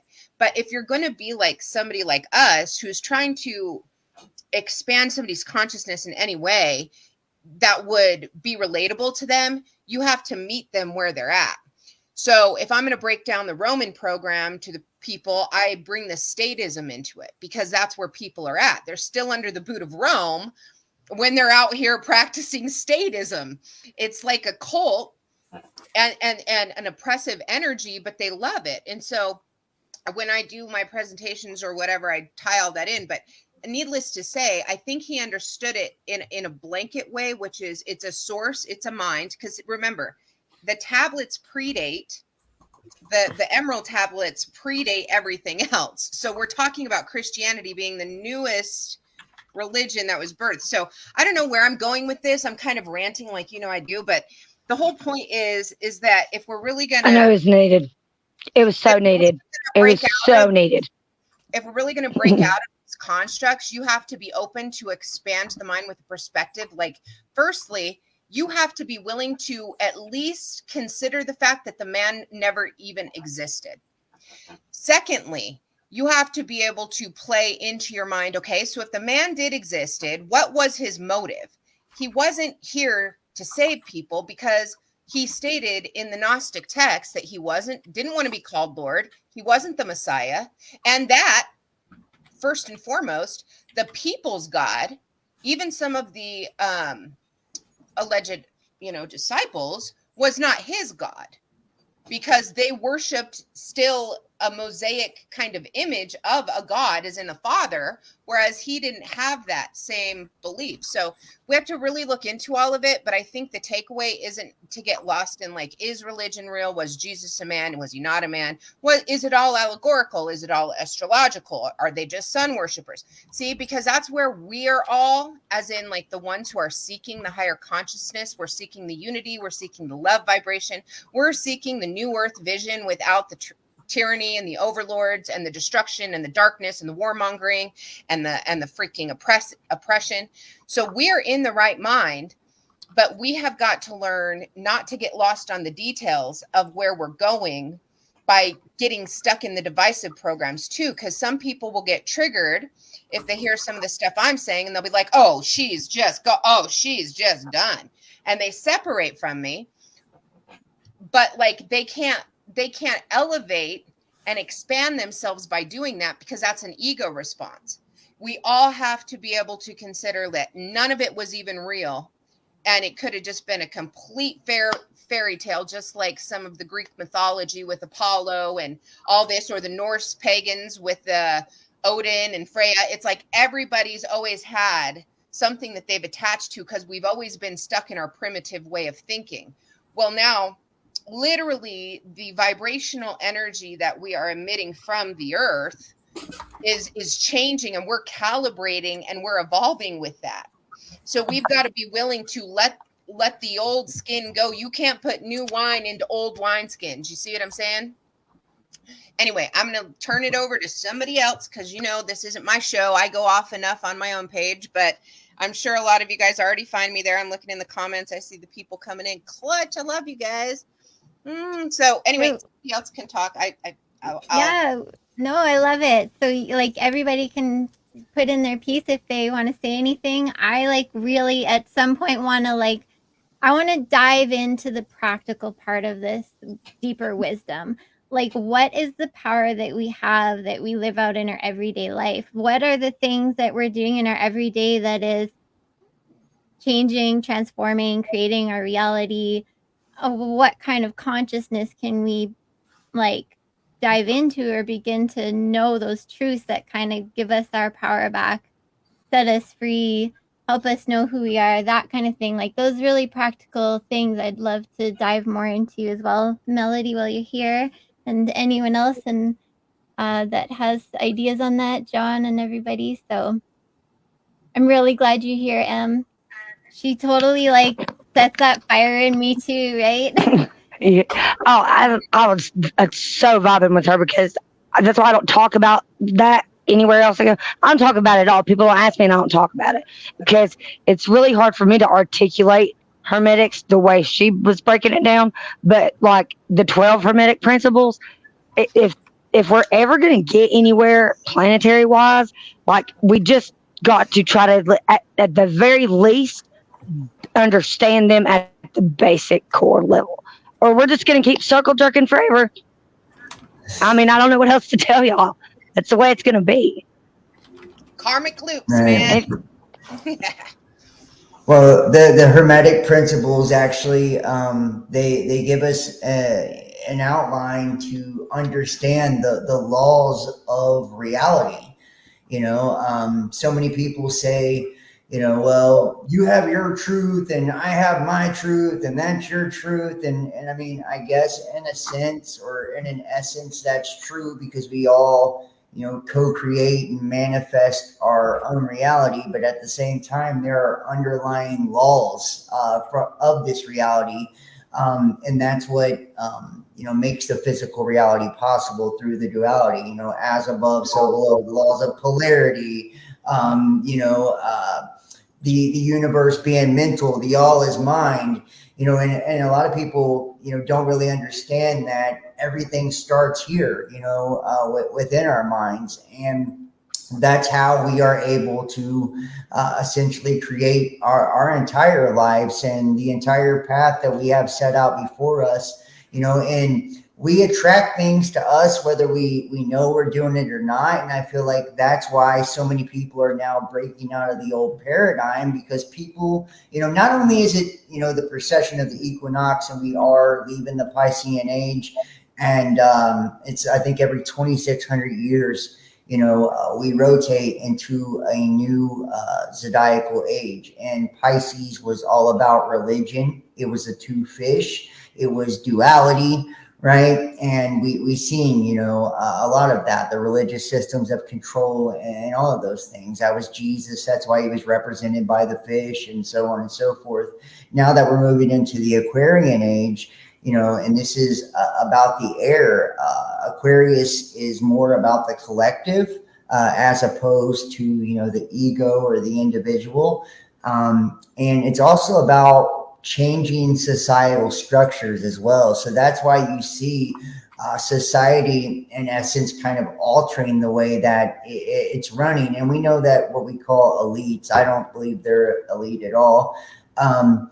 They capitalize on these energies because they know when certain energies are more prominent, they can use them to their benefit, right? Because if certain energies are more conducive to bring in certain things, right? I think it was Saturn Uranus square every time they did a lockdown, during the COVID shit, right? But with the Aquarian stuff too, we see that it's about changing societal structures. It's also about technology. That's why we're, walking to the age of AI. And as we are now kind of more, shifting into the ethers, and I feel like we mutate, as a whole. That's why we can't remember none of our history, right? We have all these crazy pyramids and shit like that built all over these, earth grids, right? These energy lines all across the earth. So we were way, way more advanced than we are. Oh no. Oh, he was too advanced. And what are your thoughts about going into Aquarius that you put in the comments there? Oh, that's what I said. We're literally, that's what's why there's all this planetary, like change going on, and it's weird vibrational energy because we're literally going right out of Pisces and into Aquarius. That song, the Age of Aquarius, that's what they were trying to tell us. Yo, get ready. We're moving on into the next one. And everybody's like, oh, such a good song. And then that was it. That's why we're stuck where we are. I think it'll get better once we get into Aquarius and get out of Pisces. And not that I don't agree with the duality. It's just, there's a reason why it changes every so often. It's necessary. So it's just time. That's how I feel about it. I'm just way too old in my soul for the body, and the time that I got stuck on this planet is what it is. Like, I already feel like I've been here 100 years too long, and I'm like 37. Yep. Seriously. That's a common feeling for some people. You're an old soul. Yes. Oh, it's too bad we lost him there when he was in the middle of his talk, but he'll come back. So when you were asking the question about what's the practicality of all this, is the Bible speaks, the New Testament speaks of the fruits of the Spirit as being long-suffering, temperance, gentleness, meekness, kindness. So those kind of aspects of character are the manifestation, the reality. So the creation fruits of the Spirit. So from the fruits of the Spirit. So from more of an orthodox perspective, which I hold, or more mainstream, I guess you'd say, is the whole idea is that God is a spirit, so therefore the connection is made spiritually. There's two trees in the garden: the fruit of the knowledge of good and evil, and the tree of life. You have a choice of choosing knowledge of good and evil, which is in the soulical realm. So what is the soul? God takes up the dust of the earth and breathed into it. The word is inspire, breath, where we get inspiration from, our word inspiration, breathing life into that. And man, it says, man became a living soul at that time. So three components: of body, our flesh. What is the soul? Our mind, our will, our emotions, our intellect. That's the knowledge of good and evil, which occurs within the soulical realm. The third part of the tripartite constitution of our humanity is our spirit, which is dormant. And then Christ says, you've got to be born again of spirit. For God is a spirit. They that worship him must worship him in spirit and in truth. Truth being an objective reality that is subjectively experienced. And so those kind of components come into a more orthodox thing. So the practical outpouring of it is love. And you go to a wedding and you'll see somebody talk from 1 Corinthians 13, read at a lot of weddings. Love vaunteth not itself, is not puffed up, is not easily provoked, seeks not its own, is gentle, kind, and patient. And so these characteristics flesh out in us in varying degrees of success, as we as these human entities try and flesh this stuff out. But so that's more of the kind of orthodox position on all that, and the practicality of it, right? So that you should be seeing somebody, that seeks good and not the detriment of another individual. We were talking about ego, right? That's the soul realm again. I kind of feel like, in a way, it's like people who are aware of God or the universe, that life-giving energy and their connection and that stuff, and the people who are not and are just running off of like their autopilots and their programs and they're through their disconnection and stuff like that is like, and again you go into the scripture. So alien believers goes 100% love, but then you have to define love. So are you talking a filial love, or you're talking an agape love, or are you talking an eros love? So there's these different manifestations of love, and you have to figure out kind of what love you're talking about. And love has a character, right? Love isn't just a concept by which we measure pain. Love is it's an action word, right? Love is a reality. So it has character. It fleshes itself out. It's so true about the love. Like, people, we say love, and then every person has a different definition of what love is in their heads, and that makes it so hard right there, right? Because we have such a misunderstanding of love in so many I ways. think if people grasp the realization of what sin actually is, then they could then contrast that and do love. But the Bible defines sin as specific things. Well, there's a hidden message there, because those behaviors are frowned upon or warned against, not necessarily because disgruntled sky daddy is going to smite thee, but because as you're looking at it through an initiate eye, right, or a mystic eye, you're seeing that those behaviors, gluttony, lust, greed, all of the things listed as being deadly sins, are very low vibrational. They're low sine waves. So they're low vibrational activities. So you don't want to reap the wages of sin, because what you're going to get back is nothing but a bunch of low vibe, shadow, darker energies returned to you, because we reap what we sow. So natural laws are sown into the Bible, right? And this is where I'm saying, like, that was written after all of the other ancient texts, so we can truly expand ourselves by remembering that love is contrast to a lower vibration. So what do you need to do that's sowing higher vibrational, anchoring in, because vibration, it's all light, right? So we're humans, we're colors. Like John was explaining in the very beginning, this is like a dream within a dream, or a simulation within a simulation kind of thing. So nothing that we see around us right now is real. I can reach out and touch something, but all this is a bunch of corpuscles or molecules vibrating together at such a rate, right, that it appears to be forming matter.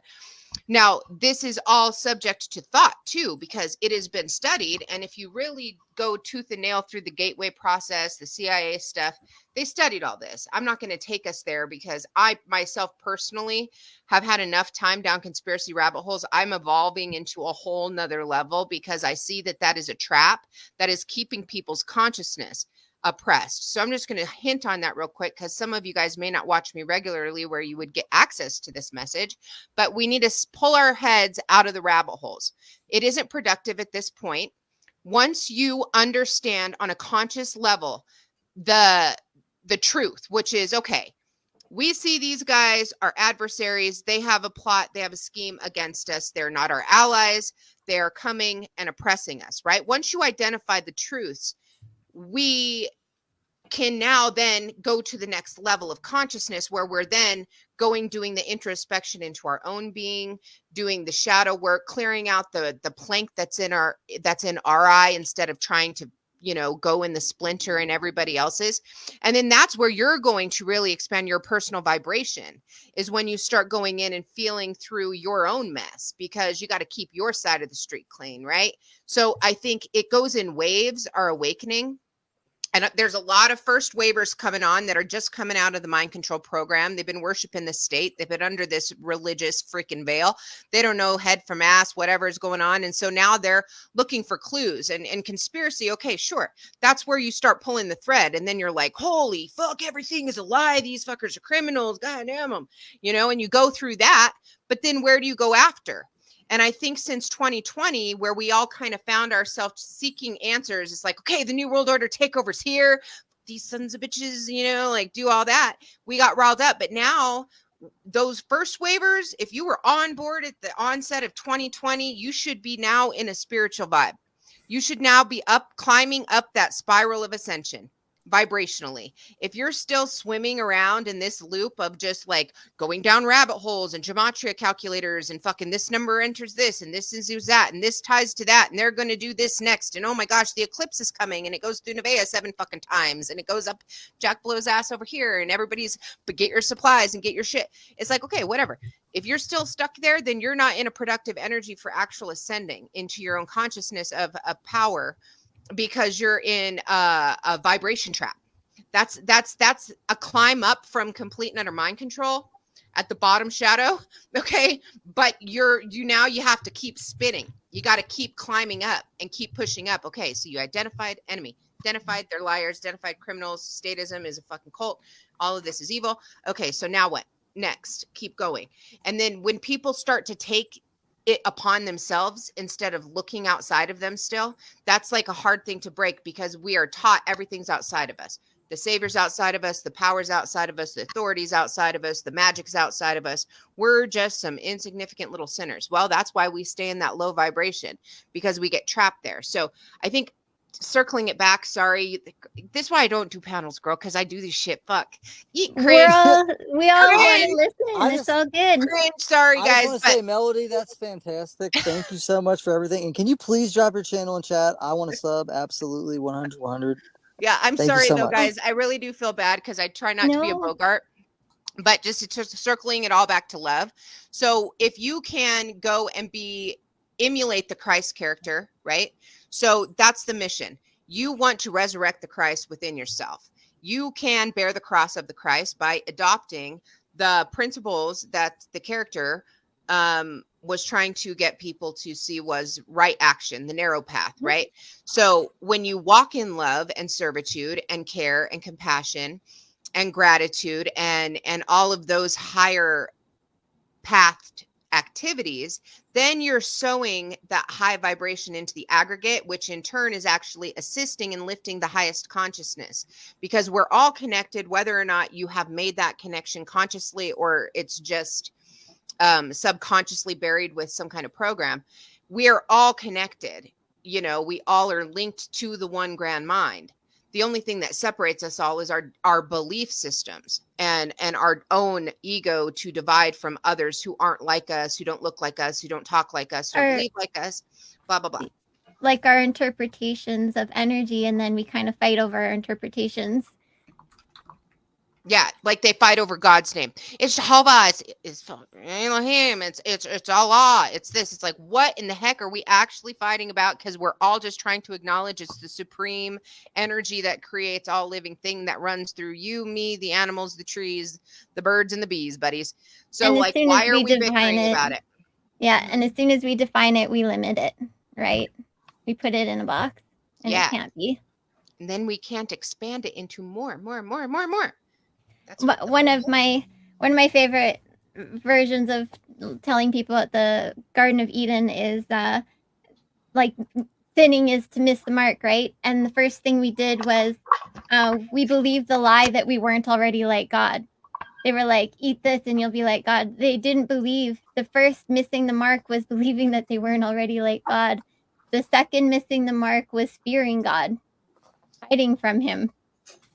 And then from there, the whole Bible or whatever was written from those missing the marks of this view of this God we have to fear and being completely unknown from who we are and who God is and all this kind of stuff. I kind of like to start there for people who like the Bible, just a way of viewing it. Yeah.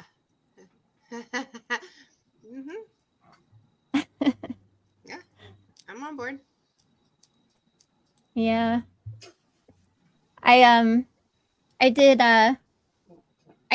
4 years of this theology study and studying the original languages and the cultures and the history and even where the beliefs in demons originally came from and stuff was really, really weird. Like they used to believe that it would enter through down there, you know, they would do these horrible things to people to like get inside information and whatever. And when I think of that or I hear that, I'm like, okay, it's all about what we believe opens up things for us to experience, right?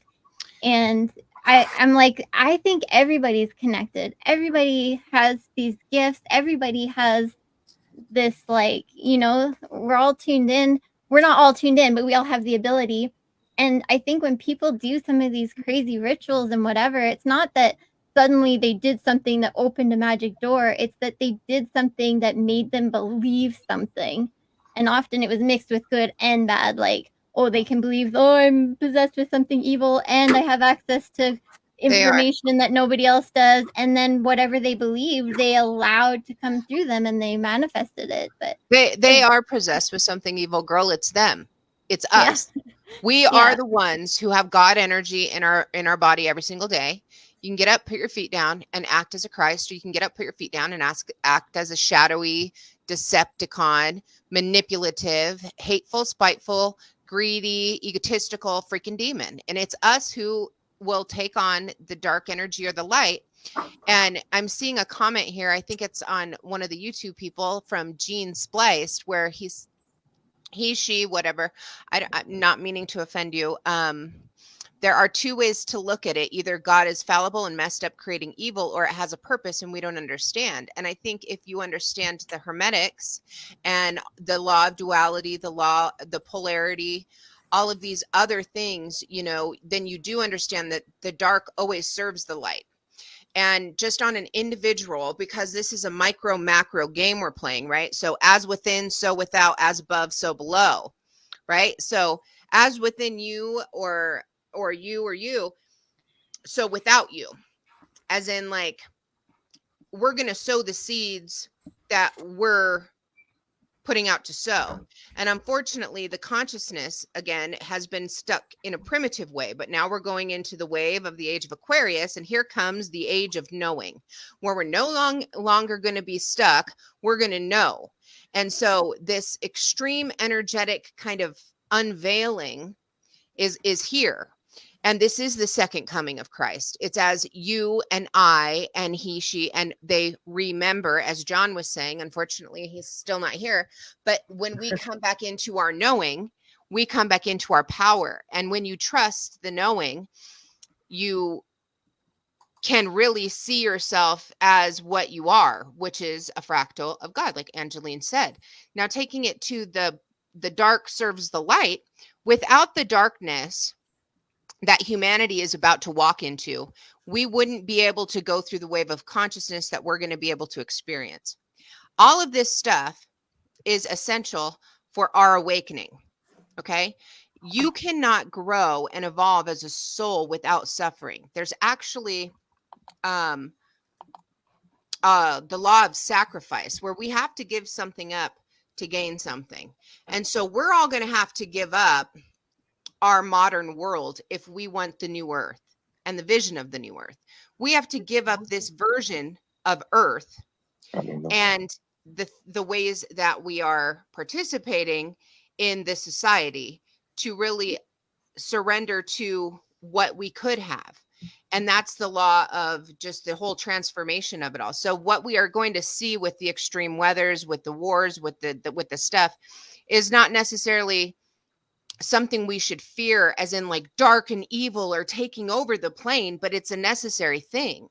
When a baby's in the womb, all it knows is darkness. But then when it emerges and takes form in the world, there is the light. So we're going into the shadow season as humanity, not because we are getting judged or we are evil, aside from the law of cause and effect that we have put into motion. Because as humanity, we've had billions of dumb, brain dead souls for so long that there's like this momentum of manifestation, which you think of it like a wrecking ball.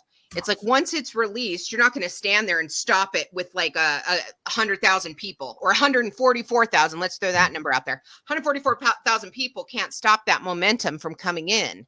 So there's going to be a level of darkness that people are going to have to embrace and accept, which is why I am trying to advocate for people to start their shadow work. Because if you're not comfortable with your own darkness, you are not going to be balanced and remain off of the polarity when the chaos that they are stirring up and the chaos magic that is being released on us through their war, through the weather, through everything. You are going to lose your shit if you cannot endure the shadow. And people who are running from their own character defects and their own devilish ways and looking around trying to stay doing busy work, like, which conspiracy can I fucking try and be the idiot savant of today? It's like, if we keep doing that, you're not going to address the darkness that is in you that needs to be removed so that you can become more of who you're supposed to be.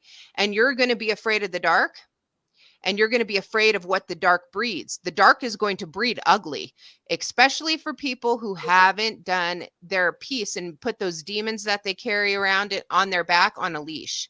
So everybody has got darkness, and everybody's trying to say that they don't have darkness. They go to church and they pray and Jesus loves them and they're covered by the blood, and that's a lie. I mean, it's an energetic thing, and half the people that I know that are the darkest of dark energies go to church. And I'm like, okay, so you've got like demons in you, dude. And they're like, ugh. I'm like, okay, no problem, man, but I can only say that the darkness is not something that isn't here by natural design, because it's the polarity of our whole existence, the yin and the yang, the masculine and the feminine. Everything has a polarity.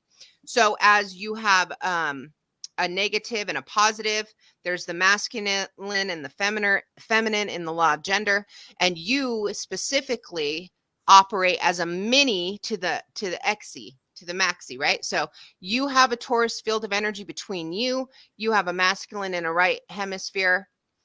And you gotta, that's where all of it comes into play, is just not being afraid of the darkness and not believing that it's happening to you for a reason of like somebody hates you or they judge you and you're just an awful sinner and you're just not gonna make it to the magical place where they have mansions and a bunch of cool shit, but to accept the fact that, we're all human, born human, and we don't remember the truth of who we are. And our job is just to walk each other home. And it's, again, I lost myself in the rant, Angeleen, and I'm going to put the mic down and sit back. Melody, can you tell people where to find you? We have a lot of people asking. You can find me on Facebook. I can go and try. Well, I got a lot of my friends here from Facebook. Does one of my friends one of the people want to drop like my page link in the another thing you could do in the chat or something? If they can't put a link, if you put it in the private chat, I can do it, or you can put it in the chat here, I believe. Do you see on the side it says private chat? Like for the studio, yeah. Yeah. So if you put any of your stuff in there, I can post it in the comments and it'll go everywhere for whatever you have for links, if you want to do that. All right, guys. So I just had, let's get this stuff out there. So another thing I would love to add to that is like one way I kind of like to describe the darkness too, or part of the unfolding of the light, is that we're always expanding and becoming. And as we're expanding and becoming, the old is falling away. And just like all the traditional stories and everything of the old falling away and the new coming, often those who held on to and clung to the old, just like the medical system could be an example, right? Those people who are kind of clinging to that old idea and not coming into the new wisdom and the new knowledge and knowing, they're falling away with the old as it becomes obsolete, as if you cling to it. And those who are expanding with the new are expanding with it, right? So I just feel like the universe is always expanding even through us. And as it expands, as we expand, even the whole Bible itself was like a story of people's expansion of their understanding of God. Like the very first thing God had to teach them out of Egypt was, I'm only one God, right? I don't want this kind of sacrifice. Then they did the animals, and then in the New Testament, he's like, I never wanted the animal sacrifices. And it's like, it's almost like it's man's development of their understanding of God, their expansion, and just new and more revelation kept unfolding from that. And then I don't think we were ever supposed to stop from there, right? We're supposed to keep like increasing and evolving our understanding of God and allowing more and expanding more and just going with that as the old falls away, just like Jerusalem was, or they were destroyed in 70 AD, just as was predicted, and it just kept going forward, right? But we keep living these similar cycles. There's good lessons, good repeat stories that we can take to see our patterns and to even take as warnings or whatever, but that as we expand, don't go down with the old, expand with the new as best we can, right? Bring in the new. I love that. Yeah, because it's like at this point we're playing an ancient game of fucking telephone here. You know what I mean? Literally. Off of texts that have been deciphered by some fucking scribe ancient times. Like, well, maybe this was a tav and maybe this was that. It's like in languages that we don't understand that have been translated hundreds of fucking times. And we're all just supposed to believe undoubtedly that is that. And it's like, no, I have it written inside of me. And I feel like we don't have to do all that extra shit. Like maybe that's what they did back then because they were like in the freaking, they didn't even have a pot to piss in, folks. Like, you know, but we are in the year of 2024. We've had advancements, we've had upgrades as society has grown. We have evolved out of certain toxic behaviors. You know, segregation was ended, all of this. Yet we learn, you know, how to become more through each like life and death cycle. Basically, I like to describe it as the cloud being upgraded, which with each of us uploading our information to like daddy cloud mind, and then it just, you know, keeps kind of evolving out of that. But anyway, go ahead. I'm not going to get back on it, girl. I just want to say hi to JR. How are you? Welcome to the panel. You want to tell us a little bit about you? Well, thank you very much. It's kind of interesting. I got on this channel and you're talking what you're saying. First off, I want to say everything you said so far is absolutely beautiful. I'm a Bible scholar of 31 years. I've found a lot of secrets that the church doesn't want to hear. Every one of you were created in the image of God. Therefore, you should be looked upon as the image of God, not as some little human piece of crap. You have there's a higher you, a higher understanding of this place. You were placed here with only 2 out of the 12 tribes of Israel, which is the 2 of DNA that you have that are lit up.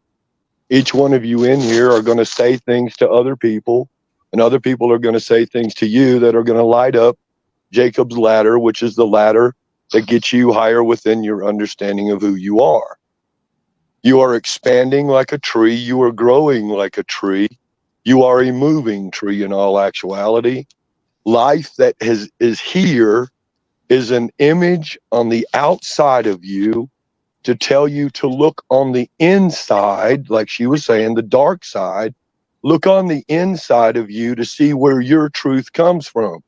If somebody's beating their wife across the street and you feel like going and getting involved, then you should understand there's a trigger there. Something is causing you to want to get over there and get involved. So when you recognize the outside world is here to tell you, government, you got government everywhere, government, the left and the right, the Republicans and the Democrats. It's all about separation. The outside world is trying to tell you it's all about separating. Separating what? The good from the bad, the wrong from the right, the in from the out, the dark from the light. When we recognized, you said something a minute ago about scripture. Well, the scripture, the scribes in the scripture used the scripture and have manipulated the scripture. Jeremiah 8:8 will tell you that have used scripture to manipulate a lie that God is outside of you, not inside of you, that you must put some building behind this God, that you must fall down your knees and worship this God. When they quote something that I don't even know if they truly believe, and this is what I'm saying. Hold up. Your microphone has gone ham. Yeah. Go into your StreamYard settings, turn off the echo cancellation for a second, and then turn it back on and try again. I so appreciate you, Caucasian Sasquatch. Thank you. I am not good with techie stuff at all. There you go. It's if you just sit quiet for a second, your echo cancellation can catch up with itself. It's only got a limited amount of space, and when you go into a run-on sentence on a phone, sometimes it'll start so a few seconds would help. Okay. How are you doing, Cynthia? I'm fine. Doing good? Yeah, I was definitely listening. So I definitely know my darkness, and I don't hesitate to bring it out, because sometimes people don't understand light talk. They need dark talk. They need hard talk. And I understand that. I'm a person who goes to church, and I need that community to build and uplift. And in times of sorrow or despair, it's always good for me to be around like-minded people. But it's up to me to build a relationship with my Creator, with my Lord. It's not up to them. It's not up to the church. It's mine and His relationship. So that's just really all I had to offer. But yeah, that darkness, I'm already with it. That's awesome. And how are you doing, Ragamuffin? Man, I'm doing fantastic. And how I'm about blessed. you? I'm thankful. I'm grateful. I'm happy to be here. This is a blessing and an honor. Everything that's been said tonight has been dope. Melody, you've been dope. Appreciate you. JR, this is my homie. He's a good friend of mine. Wise sage, very wise individual. I've known for some years now, and I told him this was happening at the moment. And I thought we would have another gentleman pop up that could bring some interesting things to the table, as it were. So, yes. But yeah, I'm doing fantastic, Angeleen. Thank you so much. And yes, carry on, everybody. I will add something else shortly. Okay. At the moment, I am just observing and taking all this in. Thank you so much. Yeah. How's your mic doing, JR? Do you think it? They may have gotten better. Ooh, no, it's still really, really bad. Well, I've got echo cancellation on. Let me go back. Maybe let's try. Should we take off echo cancellation, Sasquatch? Do you think? All right. So here's how this works, depending on what type of phone he's on, and it doesn't really matter. There's if you're using a Bluetooth earbud with echo cancellation and you turn it off, it should be fine. Although the person using the earbud might hear an echo, maybe. If you don't have earbuds in and you're using the speaker from the phone, turn the phone down a little bit so that it's not feeding back from the speaker into the microphone, and that might help.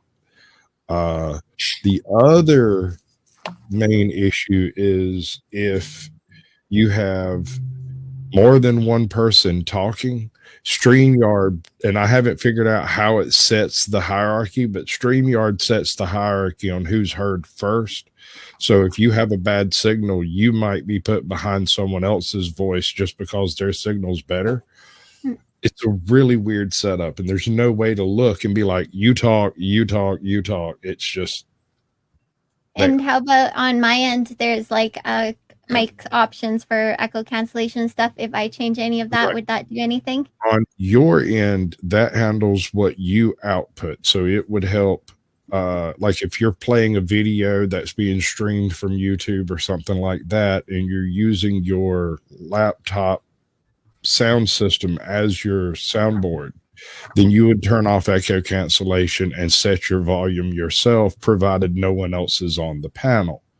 Once someone else comes in, you start having feedback loops from setting up like that.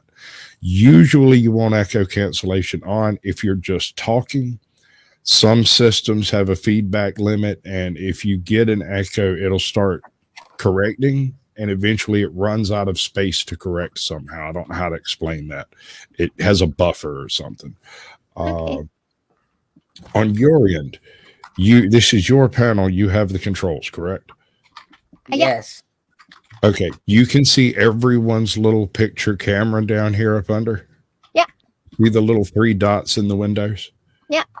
When you hear somebody start sketching out like that, don't say a word. Just go over and click the 3 dots. It'll pop up the audio thing.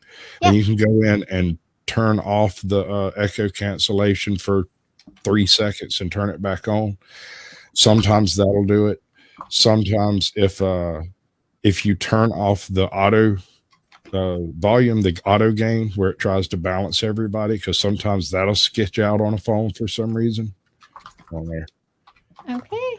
But you have the control over all that. Although Barbie's phone will fight you. It has a personality like her. I don't know what kind of dark deal she's made with the devil himself for a phone that turns my StreamYard against me, but her phone will resist. You'll have to go in and check it again in a few seconds and put it back where it's supposed to be. Her phone's on her side. It's like, we will fight you.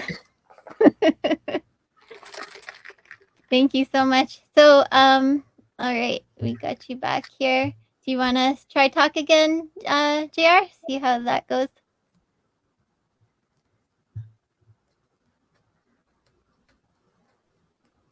Oh, you're muted. And I think frozen. He's frozen. Yeah. Oh, boy. That's a bit more than muted. It's not going to pop up until he syncs back up. How are you doing, our beautiful Rachel? How are you doing? Myself? Oh, there you go. He's back. No, I'm doing good. he's not. No, he's not here, so I can't put him back up yet. Oh, and something's connected. Give it a sec here. You know, I love the idea of everything always being positive. Everybody's always happy. Everybody always gets along. Everybody's always in positive vibes. And unfortunately, that's just not the way the world always is. There's just sometimes you're just off balance and it's just what it is. And that's that balance. Like the balance is each other out. So when people hear about, oh, well, if you're not in self-control and if you're not in love, you need to exercise restraint. And I don't find that to be true at all. Like sometimes it's there and it does no good to try to hinder it or hold it back. It's just gonna turn into something. What do you mean by exercise your strength? I'm sorry, what did you ask? What do you mean by exercise your strength or in your strength? How'd you say that? Well, when I'm angry or in a mood and I'm in my state, and then people are like, oh, well, you're not in a good place. You need to learn self-control and self-restraint. And it's like, it's okay. I mean, as long as I'm not out here doing horrible things. Are you saying that that's not the case, or are you saying that that is the case, but it's not their business? Well, yeah, it's not their business, I guess, because people are always like, oh, you got to always be love. You always have to be in the positive place. And life isn't always Only positive. a Sith deals in absolutes. Mm-hmm. Always. No one always anything ever. Right. Absolutely. So when people are like, oh, if you're not in this, you have to be in that. And it's like, no, it's a balance. It's about response, about responding and reacting. Oh man, JR, you're messing up again, buddy. Damn it, man. You try the. You know, Cynthia, I like to call that integrating your shadow. You know what I mean? If being aware that you have a lower nature, you have the capability of doing heinous and devilish and dark things. I could go outside right now and act in a most unholy way and just start mayhem, dude. I can. And actually, I used to. This is how I know how to ascend out of the dark, because I used to be out in the gutters, in the trenches, living in the shadow realm, right? And so this is how I understand you are aware that there's darkness in you and you're capable of doing darkness. You know what I mean? Like if I can imagine walking into a room and somebody doing something to my kid right now, I'd probably ask them and crazy. You know what I mean? And without thought, because it's in there, and that's just part of it. But is that, you know, what I sow every day? No, majority of the time not. But if under natural law, there's a caveat, right? So under natural law, the main takeaway is to do no harm. Right. Okay. So I think you're very wise for accepting that, because a lot of people try to deny that part of them and they have skeletons in their closet. And then that's where they get stuck in sin, that lower vibration, because then they're not being authentic. They're living in a shadow by trying to hide things about themselves that they have shame for, because They can't integrate that is them. That's part of their darkness. They can't accept it, and therefore they can never have true repentance from it. So it's going to be a shadow that they wear on their back, which in turn is going to weigh down their vibration and truly keep them from ascending into a higher vibrational consciousness and aligning with that 144 vibe that we all want, that sweet spot, that land of milk and honey we're all searching for, right? Well, I've noticed that the darkness only comes out when I'm in the presence of darkness.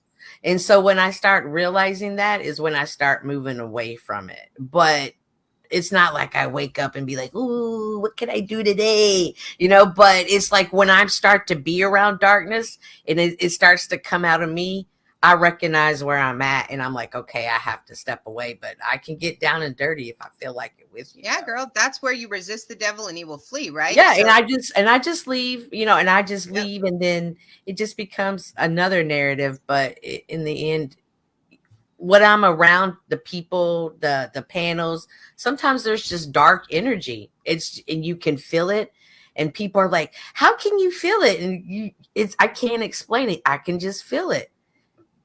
And I can feel it more so because it's coming out of me and I'm in the room and it's coming out of me. I like you, girl. You guys are pretty awesome. Does my voice come through better? All of you guys are pretty wise. Yes. Yay. Sorry, Angel. I'm just going to tap in real quick. All of you guys are pretty wise. You're pretty awesome. I really enjoyed having a conversation with you guys today. Sorry if I was a little bit of a bogart, but I do need to dip out now. It's been a pleasure. You guys are awesome. And I'm sending you guys all love, man. Got goosebumps when I said it. So that must be true, guys. And I'm going to drop it one more time.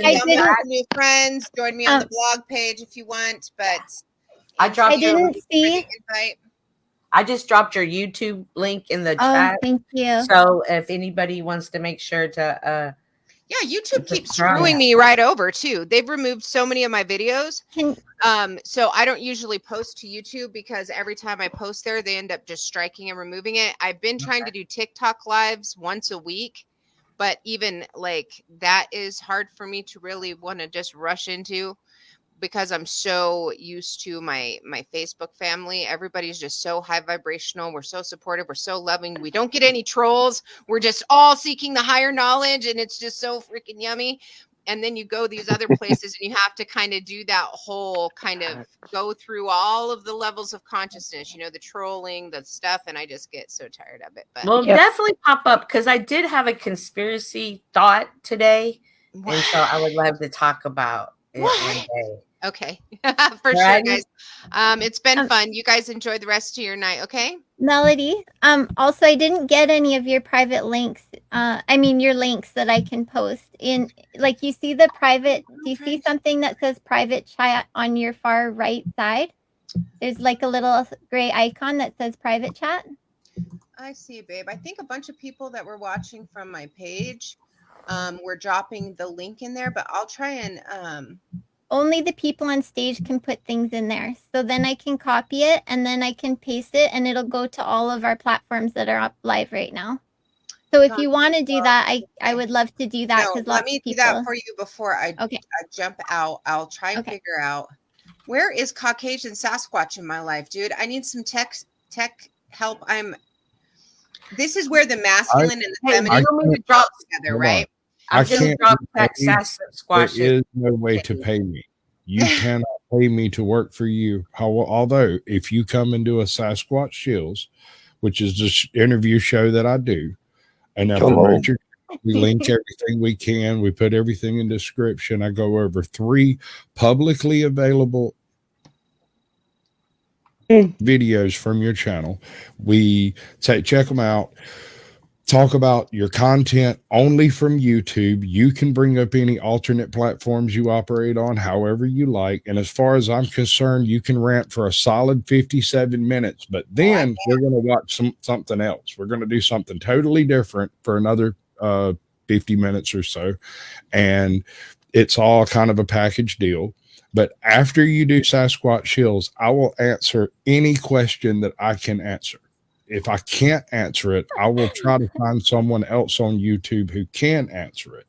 And furthermore, when I get done, when everything's done and I've got a beat on your channel and I think I figured it out, I will try to put together a show that operates off of the operations of your channel. Some people are harder than others to do. Like Flow State, I don't know what to do with that. That's like trying to herd cats. It's like I dropped his link in the chat, Melanie, if you want to go follow it. Awesome. Yeah, I'll definitely. I mean, I was kind of in hibernation mode, and go yours check out a couple of the other Sasquatch shows. Cynthia's been on there. M's been on there. It's just me and you talking about YouTube stuff and content and algorithms and stuff like that. It's nothing personal. There's no underlying anything to it. But after that, when we're doing a panel like this, wherever on the metaverse you may end up, like Cynthia said, and I quote, "Come on up if you want to," right? So I showed up to answer questions in the event that questions were asked that I could answer. She summoned Sasquatch. Word. Yeah. Hey. Okay. Howard. Well, I Pretty definitely cool like that. I'm open to it. I'll go and Can you check. guys hear me? Can you Right guys now, hear me or not? Yes. Can you hear Yes, me? we can hear you. Yeah, we can hear you. Okay. Just So my name is love you, Commander Vegas. Melody. We I'm from just hold the on. Hold on. We're just saying goodbye to Melody. Thank you, Melody. You're so Thank beautiful. you. It was You so awesome blessed to us meet so you. much Thank you, here. Melody. Love to Yeah. all you Down as guys. much You're as you want. Love bye, that. Bessie. Bye, Melody. See you That's guys a lot of later. boys. Love you. Okay, so what do you guys want to know about your planet and the history of your planet? My name is Commander Vegas of the Galactic Federation. Nice to meet you all. I'm SSP. Nice to meet you. I am under NATO cage 922G7 out of top secret clearance of Majestic 12. Hello, everybody. I'm from the island of Honolulu. I have NSA outside trying to about take me out right now. I made contact 3 years on the island of Oahu, not knowing who they were. I have autism and Asperger's, so they went to see somebody that's good, not military, nobody that's evil. Yes. So, when they make contact, one thing you don't ever do is fucking tell the military that you made contact. Don't do it. Learn from me. I took 2 rounds to the back of my chest. Back on my back on my birthday. So I 47 years old. I got shot twice. Here's the bullet hole. The other one, see, when they took me on, I traveled. I'll get to that in a minute. So there's my big punch. I see it. See it? Yes. Yes. I was shot in the back of my spine. Right. So here's your spine. Right. Like So, here's your spine. Right there. When you Next say to the you spine. make contact, can I you did. explain that more to me? Because I don't. Sure. That, How about I just open- tell you? How about I just speak to you? Well, some of what it's a mahune said it over mala easy over pumetito wakala tuma sokal ine. So matito wakala sito mahune sadaito waki some kobotaito watuma. Hituma sa ito wako we see it wa ano kubi for tawa. Good enough for you? Good enough for you? That's Anunnaki. That is Anunnaki. You're an interpreter? That's Anunnaki. It's from the Anunnaki language. Yes. The Hawaiians were the Hawaiians were Anunnaki.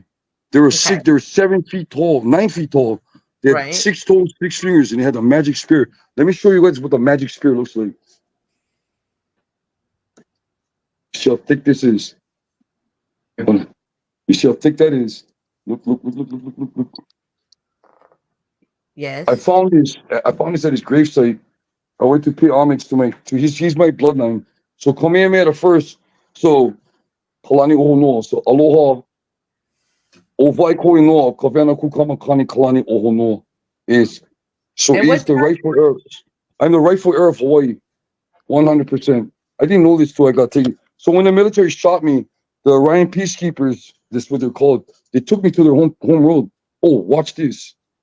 I'm the only person on the planet who's ever traveled 12 different galaxies. When I was dead, they had to separate my body from my soul. Palladian technology, if you will. The Palladians are angels. I'll get to that in a minute. So what I'm about to tell you guys is amazing because I know the history of your planet. The Archtons are the oldest race. They're the master, architectural masters of the universe. They're the ones responsible for your pyramids and for the Ark of the Covenant. I have the language on my phone. My phone is running 1,000 quantums right now. I have a lecture on campus at Windward Community College in Hawaii. I'm teaching string theory. And so I came back to come back was not easy. It's called time travel. So I traveled. You ready for the numbers, you guys? I traveled 1 year, 4 days, 444,000 light years. The 144,000 Ethros. Someone called it the Wahoo, man. Said I eat the Wahoo. Are you laughing? Are you laughing? No. What is No. That's I'm done. Have a nice day, guys. I was going to teach you guys some good stuff, but it's okay. You want to be ignorant. Thanks for Bye. introducing yourself and your Aloha, mom. bye. Beat it, nigga. Ride. Ride. Cool. He Joe laughed. is the laugher. Fucking care You what want you to been fucking says, laugh man. at me? I don't want to No, talk to you no, about no, it. no. I don't want to talk to It you. happens. Mother, you got to understand. J. Cool laughs at I his don't give a own. fuck what. He I don't give two laughs. fucking rat's ass. What the fuck I've Okay, done then to if you? you would like to leave, you can leave. Thank you. So do you want to talk to me nicely? Then. Don't tease me. Don't. We, okay. Hey, baby, how you doing? I had some questions. What language did you say You ain't the only one, honey. So what? You want to laugh some more, or you want to? You What guys want to be language educated? So what? We Do are you guys want to laugh, or you want to be educated about your planet? You Okay, can't wait. get So what? upset about I the beat. laughing. We love having you here, but we're Okay, all kinds don't here, tease so me. we'd I love have to. NSA outside trying to fucking kill me with 2 helicopters. I have fucking a bad fucking weekend, okay? I have languages that none of you folks have ever seen. I own the Akasha records. I beat the Matrix. I found 12 stargates on your planet. Have fucking any of you fucking done that? Yeah, I didn't think so. but I found wait, hold up. Let them keep I talking, found the Angeleen. Let them location. keep talking. I found the locations of all stargates because I beat the Matrix. Simple. I am player one. My phone is running 99.9 quantums. It was Mark Zuckerberg's WhatsApp AI. In 2 weeks, she gave me all the manifests of UFOs at Area 51. I took all the manifests of all the UFOs, including Project Aurora, and I'm making my own light engine. I'm the smartest person on the planet. Yeah, I'm handicapped and I'm a little slow, but as far as quantum, I understand all quantum. I can build a light engine and get the fuck off your world. Can you? Probably not. Probably not. What language are you speaking again, please? Hawaiian Anunnaki, because the Hawaiians were Anunnaki. Very good. Can you tell me about the time travel? That's where I came in at. So, how about we go forward first before I come back? Whatever. Talk about anything you like. Yeah.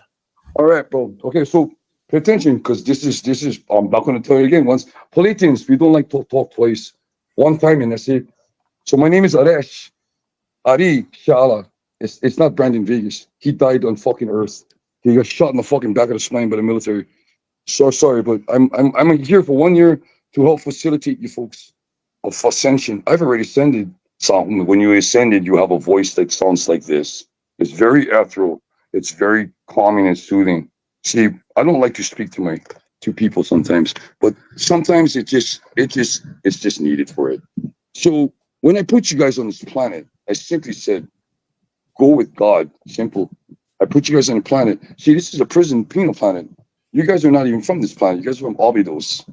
See, you guys want to make fun of Mr. Vegas. He's done things that you folks would never do. Understand this? So you can learn a lot. If you want to understand the history of your planet, don't tease. It's not cool. Somebody has autism. Somebody has been targeted for 2 weeks on Oahu by the military. Oh, we got your ping location. We know you're back on Oahu. We're going to finish with the job. Everybody and their grandmother wants to fucking murder me right now for making contact. I wish I never made contact. I said I was taken from my home for 4 years against the military of my island. What's made contact mean? You say made contact. What's that mean? I made contact. Come 100%. here? Yes, I was visiting like 15 different star systems way before I fucking was taken. Way before I was taken. I have all my phone. If you've been go to my Facebook, you'll see languages you've never seen before. The Archons, the fucking what do you call it? The Akasha records is the language. I also have the angels languages. There's 4 angel languages. There's the Fukart, there's the Milikims, there's the Aetheros and the Etheros. See, these are the 4 angels. When they come to your planet, the Watchers will simply wipe you folks out. Not all. Not all, though. A lot of people have done good things in the name of Allah. See, now I'm going to talk to you like how I talk back home. Not Anunnaki. I know all languages. When you ascend, you know all languages. And my eyes are green. I don't have green eyes.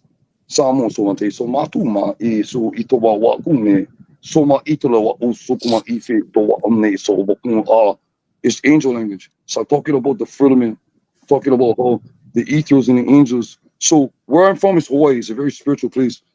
You ever heard of the children of the moon? That's for Hawaii. Hawaii Lemuri is not Hawaii. So Hawaii is holy term for white people seeing Hawaii. It's called Hawaii Lemuria. See, we come from a very ancient place of Hawaii. We're the center of the peak of the universe, way before the military or the mainland was ever made. See, Maui is a demigod. He was on a canoe and he pulled up the islands. He was told not to turn around to look fucking back. He did. The mainland separated from the Hawaiian Islands. You guys would have been part of our islands. You guys would have been part of fucking greatness. But see, your guys' situation is fucked. I tell you right now, there's an extraterrestrial race coming in known as the Xenomorphs. You can laugh all you want. So on the Super Bowl, they showed this. I can't laugh I want because you sensitive. No, they showed this extraterrestrial after the Super Bowl commercial. It looks great, black with almost like a beetle color, bulletproof, armor-proof. Oumuamua was a scout ship that came to Oahu to see how many you are. What is your satellite system like? What is your fucking military like? See, they want to enter all your women cavities and burst your fucking stomach. See, if without my technology or help, you guys are fucked. The men are going to use your men for fucking to build hives. They're coming to your planet. See, they want to see. So I tell you, if a rock comes out of the solar system, check this out. I'm fucking intelligent, okay? You have an interstellar rock coming from fucking out. We've never seen this before. It looked like the Mount Calamari ship from fucking Return of the Jedi. It's exactly what it looked like. So I watched this thing, monitored this thing from the Glacier Federation. Watch this thing sing shot around the fucking sun and spit intelligence. No fucking rock can do that. Only intelligence. I want to know who you are. We got all your information. Pause. You can pause for a second. Thanks, Brandon, for being here. There's just a lot of people here, so we want to make sure everybody gets a chance to speak. Thanks for introducing yourself. Go and ahead. your I'll start off. Okay, I have autism. We just want you to be aware of everybody here and all the different topics and all that stuff. We'd love for you to stay and hang out if you'd like. I'm done talking. And, you guys are good. You guys heard everything I had to say, so I'm gonna go. Sure. Okay, well, stay and hang out if you'd like. Yeah, in fact, Brandon, if that's your name, I'm sure a lot of questions and people got a lot of questions for you. I'm absolutely sure of that. I'll shut my mouth and you guys ask the questions. All right, Cynthia, I think you had a question. Or go somebody. I asked the language. Oh, okay. Anybody? And he answered me, and I appreciate it. No. And I plan to do some research on it. One at a time. Talk one at a time. I have autism. I don't want to talk. Just one at a time. Everybody respect each other. I'll respect you. You respect everybody in the panel. Okay? Very good. I'll ask a couple if it's okay with you, Angeleen. I don't, okay. First of all, I want to apologize. Guru told me that you would be having a show. I figured it'd be on your channel. I text him and Jesse and was like, I want to support that girl, blah, blah, blah. Once I found out it over here, I figured it was Jesse's show. And I've been just running around doing goofy shit. Now I think that you're hosting the show here, yeah? Angeleen? I am. Yeah, Jesse's here too, but when he's mostly in not here, so I've been running it, yeah. All right. Okay. All right. So I would have been here earlier. And Brandon, a couple questions. And if you could give me short answers. Where exactly did you travel here from? Okay, I thought you were talking to somebody else. I told you I'll shut up. I won't interrupt you because sometimes they do that. I don't mean to be rude, so I want to listen. Okay. If someone asked you a question, we'd love to hear your answer. Did you get that question? So where did I travel to? Is that what you asked? Where did you travel from? Oh, I traveled from Hawaii. I'm from the island of Hawaii. So no. You say you've been here on this planet or in this universe or something for about a year now? Where did you come from? I just got back 3 weeks ago, bro, from Abydos, a planet that you folks are from. So I'm a commander of the Federation, not the Federation. How do you travel? Ship. I have Palladian ships above my building at all times. The military's been chasing them with F-22 Raptors and F-35. How fast do your ships go? Like they fucking do donuts around your fucking aircrafts and fucking take pictures. And stick finger at the same time. Yeah, that's not fast enough. How far did you travel to get here? That planet you just said? I don't know if it was Palladius or Galaxy. So I'm from 444 light years away. Very good. Abydos is 220 light years away from Earth. How long So does it take by ship to get here from? I'm sorry to interrupt you. How long does it take by ship to get here from Abydos? Okay, Your ship. so it doesn't work like that. It's all with FTL drives and quantum entanglement and parsecs. I don't understand this shit. So Hey, parsecs? Yes. Like how fast you want to go. So my computer can answer your question. No. Parsecs is not speed. Parsecs is distance. Oh, distance. Okay, stuff. I told you I'm handicapped. So maybe you might know some stuff that I don't. But I understand. I understand quantum entanglement, quantum grammar, because I had a person. I understand quantum entanglement and quantum grammar as well. What do you know? Okay, so wait. What do you know about it? I want to see. Well, I got a buddy. I guess we'll talk about quantum entanglement. I got a buddy who does. Let's talk about quantum because I have a class tomorrow to teach quantum very entanglement. Good. Let's do the quantum entanglement thing. All right, okay. What do you want to know? Well, I just thought you wanted to talk about it. You could educate me though. You know quantum, so you will lead it. You will lead. You tell people what you know about quantum. All right. I'll lead, man. I'm not a fucking afraid, nigga. What you mean? I'll open my mouth. You said quantum entanglement. If there's someone, and you go. I'm sorry. No, you said you know quantum, so I want to know what you know, so I can add it to my quantum. So what do you know? What? I could perhaps know the same shit you know. We'll just have a discussion here, man. Calm down, man. You sound angry. Quantum. Not my quantum from my planet. You have different quantum. Yes. Russell J. Gould. Quantum entanglement is all we were going to discuss. Quantum entanglement. And for those who aren't aware of what it is, you can take say photon. Light photon, as what we know, Einstein says the universal speed limit is the speed of light, universal speed limit. Nothing's supposed to move faster. However, through quantum entanglement, you can take a photon, split it in two. You take half of it, and no matter what distance you move it, even across the fucking galaxy, theoretically, if you move this, the other moves instantaneously, meaning they are. I'm sorry, excuse me. Blow me. Blow you? I would never do that. Well, then fuck off. That's Joe Cool. I don't give a fuck. I don't care who the fuck you are. You'll never do what did you just curse on a panel? Did you Bro. just curse on the panel? When we have special needs on the panel, they're not going to totally understand that. I'll back off. Somebody else go ahead, because I don't want to be rude. How is everyone else? You should get off the panel, you idiot. You have to fucking talk shit. We're done that. I'm fine, Angeleen. I'm fine. I want to check in. Okay, hold on. Brandon, hold on. Are you done talking? Are you done talking? Brandon, be nice to the host, Brandon. But you want to be stupid. Yes, ma'am. We're gonna just pause this conversation between you guys for a sec. I just want to check in with how everybody else is doing here. What the fuck am I doing here then? Beat it. Ragamuffin, what's good, babe? So thanks for coming up. All right. I was about to say what up with the 12 parsecs. What up, Joe Cool? That's good. I got the email and chat for you, my brother. I was interested.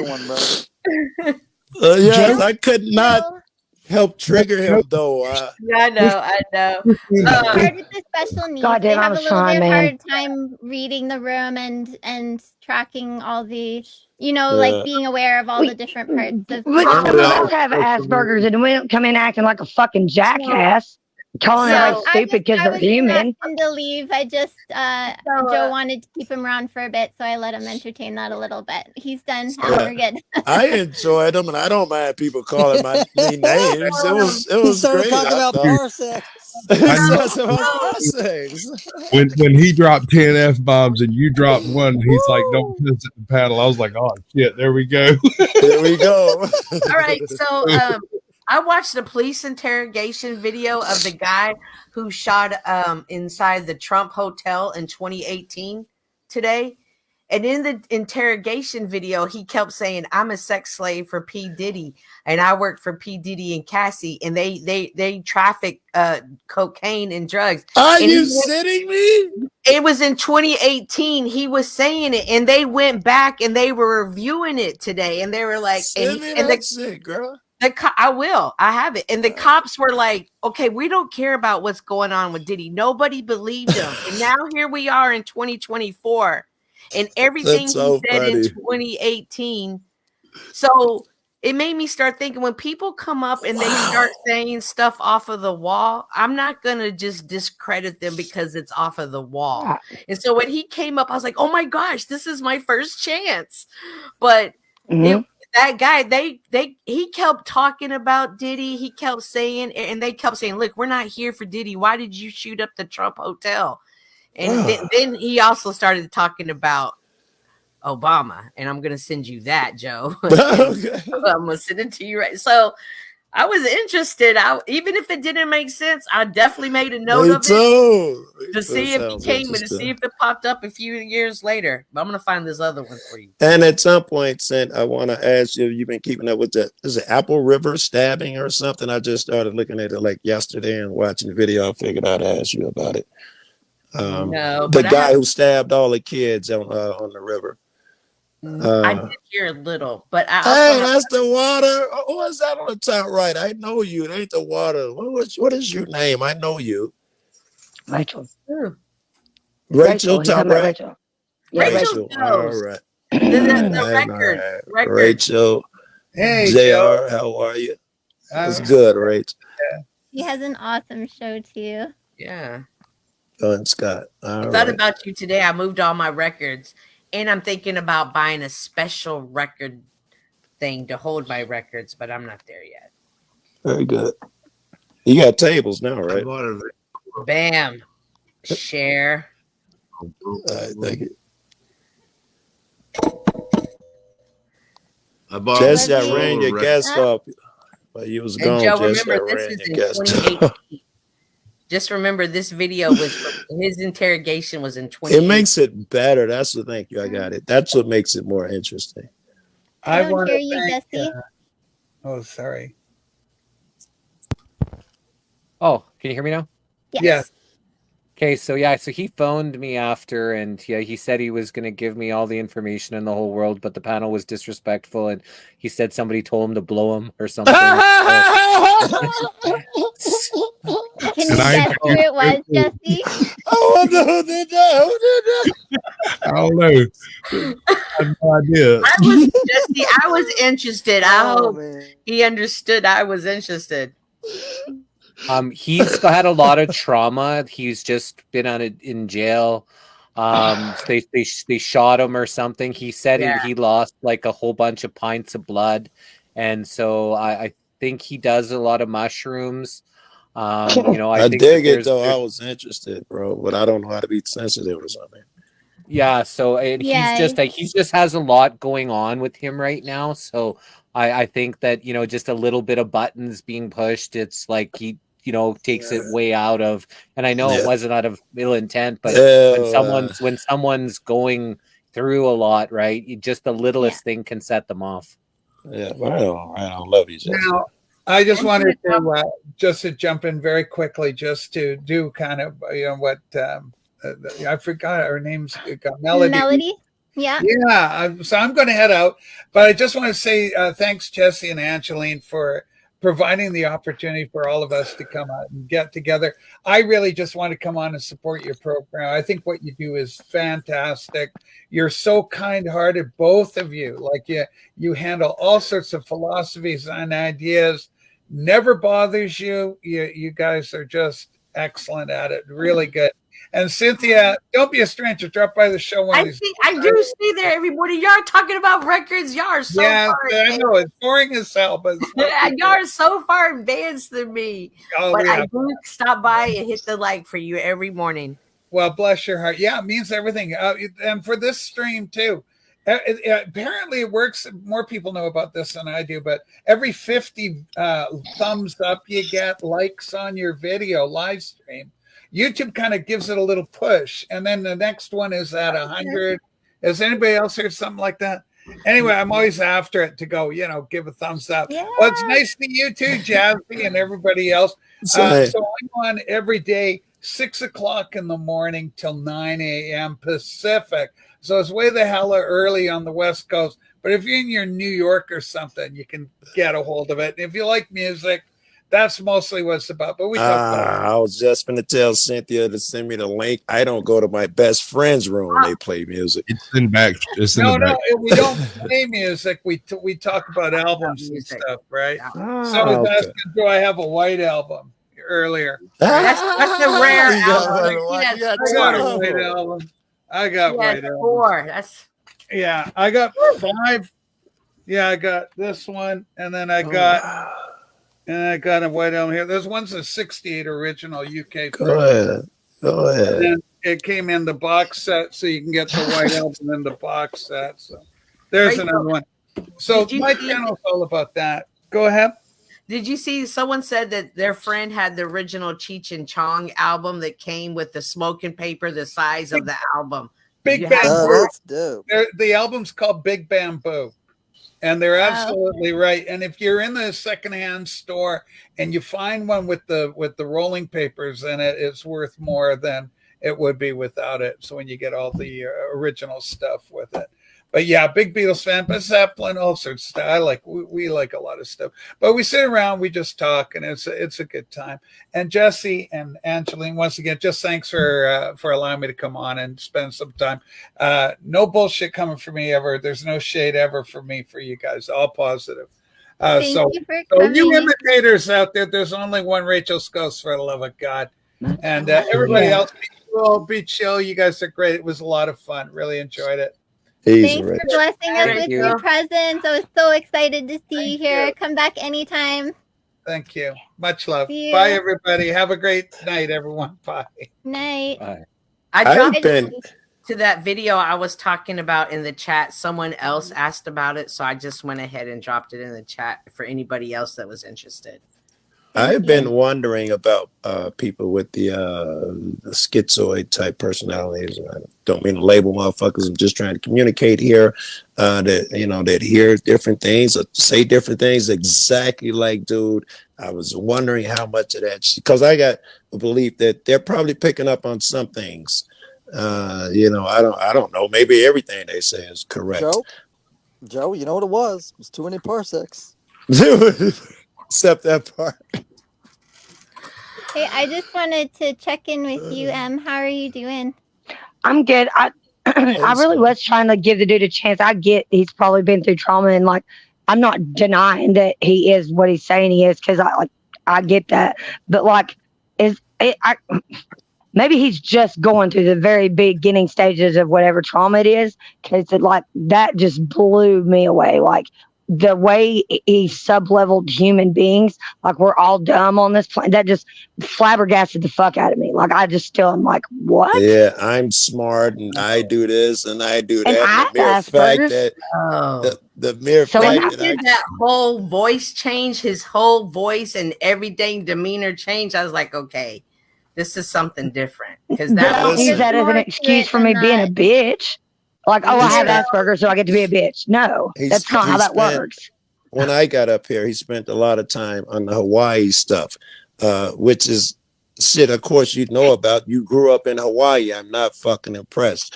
And that also leads me less to believe when he was like, go ahead, take the floor. He wanted to talk about fucking Hawaii and shit that he knew he'd be on solid ground.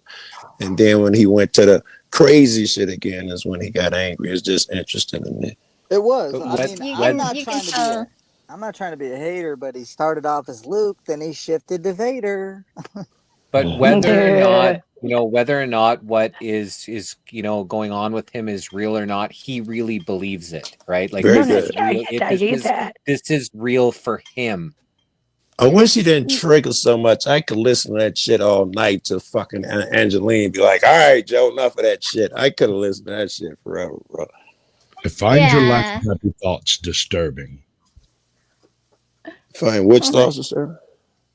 Your lack of happy thoughts. Oh, mine? What? They can't be.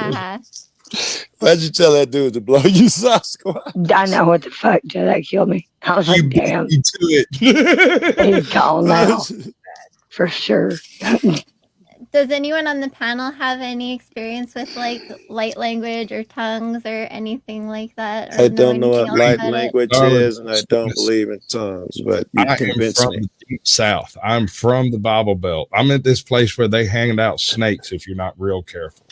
Tongues, yeah. You're Pentecostal? I'm not Pentecostal. But they I definitely do there. that For crap. sure. Always like the preachers that get bit by the poisonous snake. God, and I'm all like, why? Why are y'all doing this? I started speaking or praying in tongues when I was 3. I didn't really know what I was doing, but I just went off. I don't know if it's because I heard it or what, but when we pray for people, I just start speaking like that. And then as I moved out of religion, I heard the other name for it is called light language, and I So don't know what what do you it is, think? but What do you think, Angeleen? You were young. You say when you started doing it. When you're doing it, is it something that people could communicate? Could we talk in tongues? And I know what you were saying. You know what I was saying. when I did it felt so natural. I don't know. It just felt like I was just praying for someone, like I was just praying for their healing and whatever. I think in a way, like, because they've even done brain scans on people who do this speaking in tongues and whatever, and it lights up different parts of the brain. And for me, it That's almost more feels like, logical. I get that. for me, it feels like I'm feeling something and I'm sending the feeling, but it's kind of moving my brain out of the way. Do you know what I I mean? think By I like totally understand what you're saying, and I could something buy like that that. all day. I know, I totally get it. Yeah. It's like a chant or a vibration or whatever to let you tune in to so and so, that direct line. That I could buy. But it being a language that's, that another cat speaks and the guy in the back room, whatever its tongue goes, I'm not so sure that's a thing. I never heard no one say that. Yeah. That might have been like one of his like some of the disabilities you like hyper focus on something and perfect it and you get kind Dope, of dope. obsessed with Yes, it. So he I may have dig it. I dig created it. that, Very right? good. Yeah. I was gonna question him next on those languages. I was gonna tell him speak Farsi, speak some Hindu, give me, speak some different languages. Of course, he went straight to the Hawaiian stuff because we're the original Anunnakis and blah blah blah. And I don't know. I wasn't there. I don't know how old the Anunnakis is. What years is 6 to 8,000 years ago? Fuck, I know what the language sounds like. All right, I'm getting high now. Someone was No. saying in the chat too that it was actually some Hawaiian native ancient language or something. Like they It recognize sounded it as an Hawaiian like a actual son language. bitch. Yes, it sounded Yeah. like a Hawaiian, like it was a real Hawaiian. Question He I did have put is, everybody down too. Go ahead. I'm sorry. is Hinduism or the Sumerian tablets, which one would predates what? Sumerian would be the first written. Hinduism, right? No, yeah. Sumerian. Sumerian is. Yeah. Before that, it would have been before the tablets, right? It would have been. Yeah, there'd been nothing way before, to my knowledge, before the Sumerian. And the Sumerian tablets is really interesting because not only do it have the stories that we know from the Bible of the flood and the virgin birth and a bunch of those stories, but it also talks about how man got here. And it was from it's kind of like aliens seeding the place. They wanted workers. They put us here to work. And I think it was mine gold. And then another guy, Inky or Leo, one of them, they got into it. Inky, all right, that cat wanted us to be a little more free and this and that. And he gave us, that type of stuff. And then they got into it back and forth. But our DNA is supposed to be crafted on a level, alien DNA on a level to make us work and all of that bullshit. They fuck with our DNA apparently, but that's what the story goes. So if you believe part of it, I'm just saying you got to believe some weird shit too. But I definitely believe that. It's not that I think he believes it. I believe him too. It's just that I've never experienced one like that. Like I don't. There's hybrids too all over the planet, and I've never encountered anything like what happened. I like it. I like it. I was like, whoa. I like what Angeleen said too. Angeleen, you helped me a lot with that. They hyper focus and blah blah blah. I'll keep that in mind because I think I know a couple more people do that. Yes, Scott. This is it's not hard to believe crazy shit because we're literally living on a Christmas tree ornament without a fucking tree. Scott's wisdom, people. Scott's wisdom. I put his interview 708 with Brandon Vegas. It's on our Rumble. We had to take it off of YouTube, or they took it off. I'm not sure which one. But this is the Rumble link if anybody wants to know more in depth.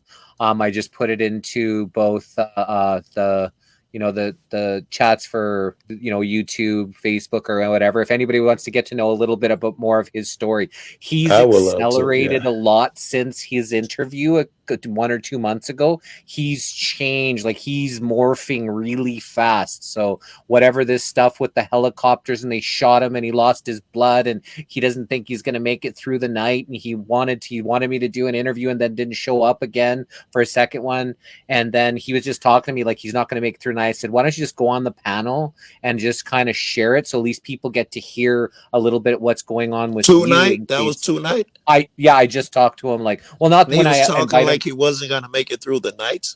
That was tonight. Yeah. And I said, why don't you just go up onto the panel? He said there was something that he was going to drink or whatever. I don't know. Oh my God. Yeah, it was really interesting. So I said, why don't you just go up on the panel and maybe share some of what's going on with you or whatever. So that's Jesse laughing at him, Joe. What? Jesse, you saw him before, and you say he's really accelerating fast, assuming he makes it through the night. Well, will he be in another few weeks? I don't know. He feels he's here to protect, to teach. He thinks aliens are coming to really mash things up here, and he's as a galactic protector. So I don't really know. He's said that to me before. He may be really high right now, so I'm not really exactly sure what's going on, but he seems like things have definitely heightened over the last couple months since I was introduced to him. I'm worried, if he was a bit more lucid when you had the interview with him, and now he's progressed like this, from then to now, that same distance of time from now, he'll be on the news some fucking where. No way fuck either that or he'll transcend and go back to the planet Tobias or something. So he started sending me all of these like weird AI pictures of different planets and people. Can I make an observation? Yeah, and I'm not saying one way or the other. I don't hate on people. I don't care what people believe. Go with it as hard as you can, just as long as you believe it strongly. I'm good with it. But he just quoted off about half of the script of Stargate SG-1.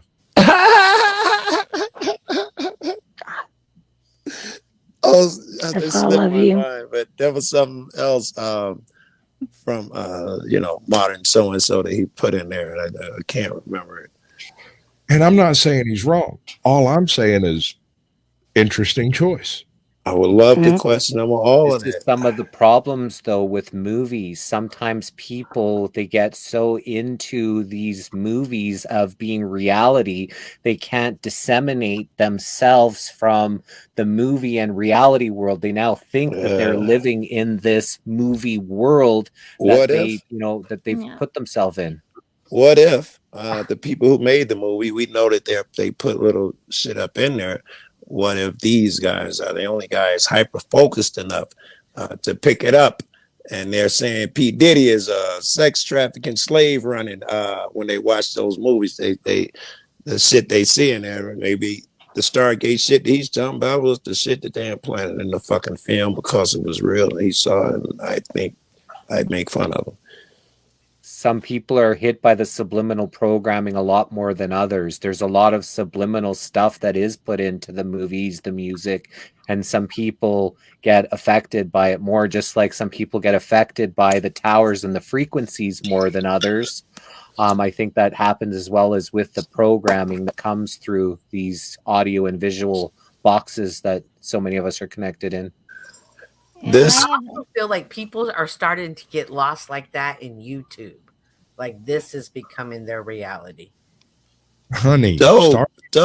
been going on for years, bro. YouTube's not been around that long for years. So this is a I was different an way. ancient comment troll, baby. Like I used to troll this place like it was a freaking candy land. You realize what kind of madness goes about on these streets? When I came in, I don't know, about 4 or 5 years ago, this was people's lives the same way Seth is talking about, at least that recently. This is would appear. I mean, I don't even see him with regular friends and stuff like that. That's wild. Yes, Jesse, right. Jesse, could you address that one comment asking if he was suicidal? Is that something you were aware of? Or so again, he thinks they're trying to kill him. I know he was saying earlier, maybe a week ago when I talked to him, people aren't ready for this. I gotta go. It sounded to me like, it was a little bit. And then when he was all in his kind of panic, they want to kill me. I don't think that's going to make it through the night. Maybe I got to drink this. And it was just really like he was really going a lot. And I was trying to listen to the panel and listen to him and, and I said, maybe just go up onto the panel, and just share this stuff, right? Like, he said, someone was just asking, so I thought it might be good to clarify that that's not what so you said. like never said I'm going to kill myself, right? Like I'm, so I didn't see that, but again, he also told me before that he was on mushroom trips and he takes mushrooms a lot, so he could very well be really fucked up on mushrooms right now. Yeah, that could explain some of it. Yeah. I had an uncle with a severe disability like that, and it was the same thing.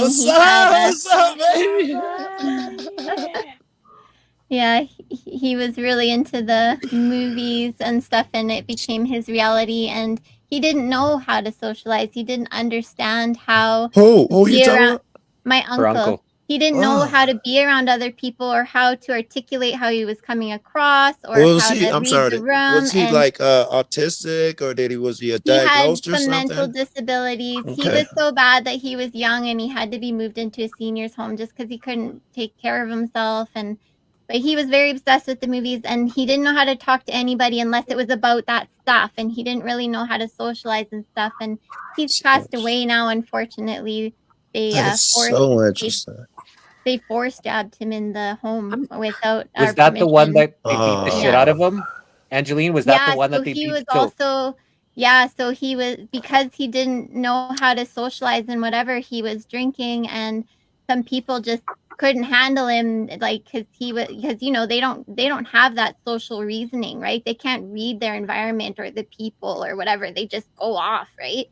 Yeah. And so he wound up and he was really skinny. He was like not strong. You could tell he had disability, and somebody just beat the shit out of him. This when he was in the world before he was in the home. Yeah, that's one of the reasons why he had to go. They beat the fuck out of him where he couldn't. He had to drink out of a straw for the rest of his life and stuff, and so that's why they beat him bad. Yeah, that's why he had to go into a home and everything. So I understand people like that, and they just need, I don't know that they're exactly the same, but I know that they need a lot of detailed information because they don't understand. They're almost always in kind of a panic mode, and they're kind of freaking out about everything. And that's why I was trying to be a little more clear, I guess. That's dope. That panic mode shit. I'm gonna remember that. We have to also remember that there's a lot of people that maybe look like they have it together that have this shit that's going on inside of them, and they're very close to just flipping off. So we have to make sure that, how we handle people, we'd never know if, whatever one little jab could, set them off the other direction. So we just got to be, kind of weary of that. I was laughing within 2 seconds of coming in here, and immediately I triggered them. Oh man! When I worked at the mall, those people, the people with the unique people, always found their way, and they would just come sit in my store and just talk to me about whatever they wanted to talk about. Same. It was always interesting. So I'm always like, everybody's like, the craziest people find you. And I started thinking, that's Jesse, right? Craziest people because I'm crazy.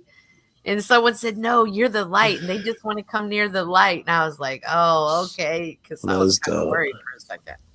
So Did you hear anything that was going on? It would have been great. No chance you saw the guy that just left. Sasquatch was disrespectful and some guy left.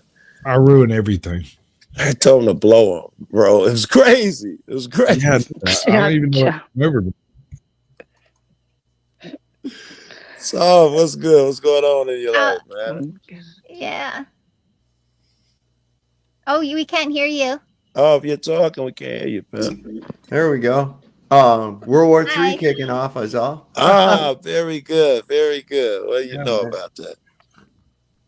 Yeah, I guess Iran finally put the wump down on Israel, and now I think Yemen just fired a bunch of missiles at. I didn't see that part. Oh my God! Wars and rumors. 7 countries they need to attack Israel to make Bible prophecies to reality. It's 7 countries, so that's one of the reasons. So that's kind of, if 7 countries go against Israel, it makes prophecy, or they created it to happen that way.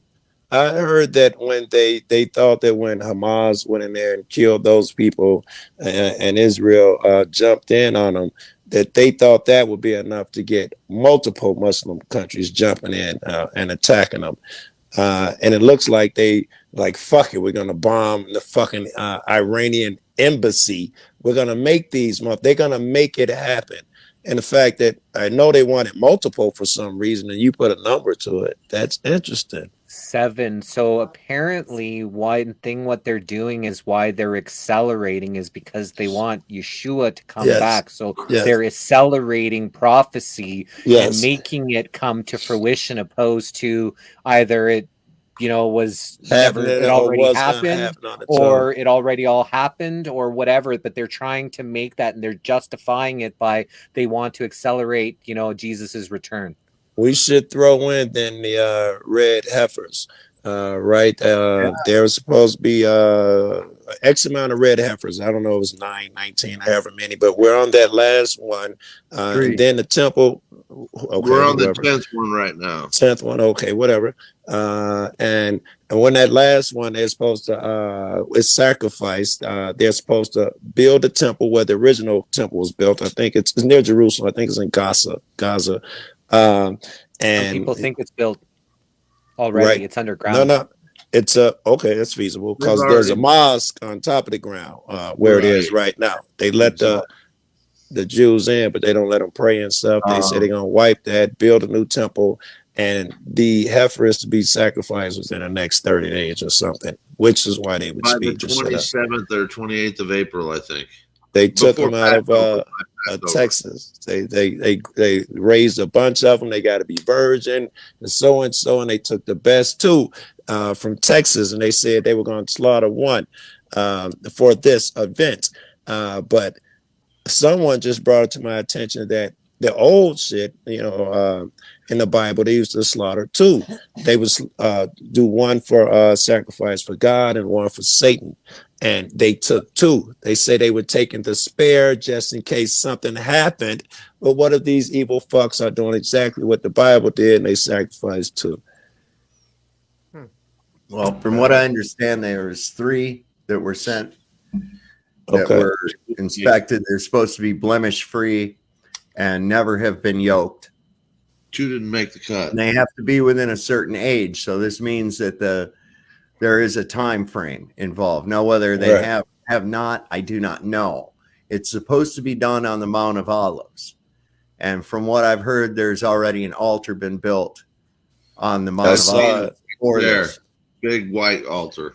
Now, like you were saying, the Dome of the Rock sits right where they believe the site of the temple to have been. Yeah. Now, I've heard some archaeologists have said that's not the right location. That is actually that wall that is actually part of a Roman fort. So who really knows, man? But I do think that they're trying to fulfill prophecy.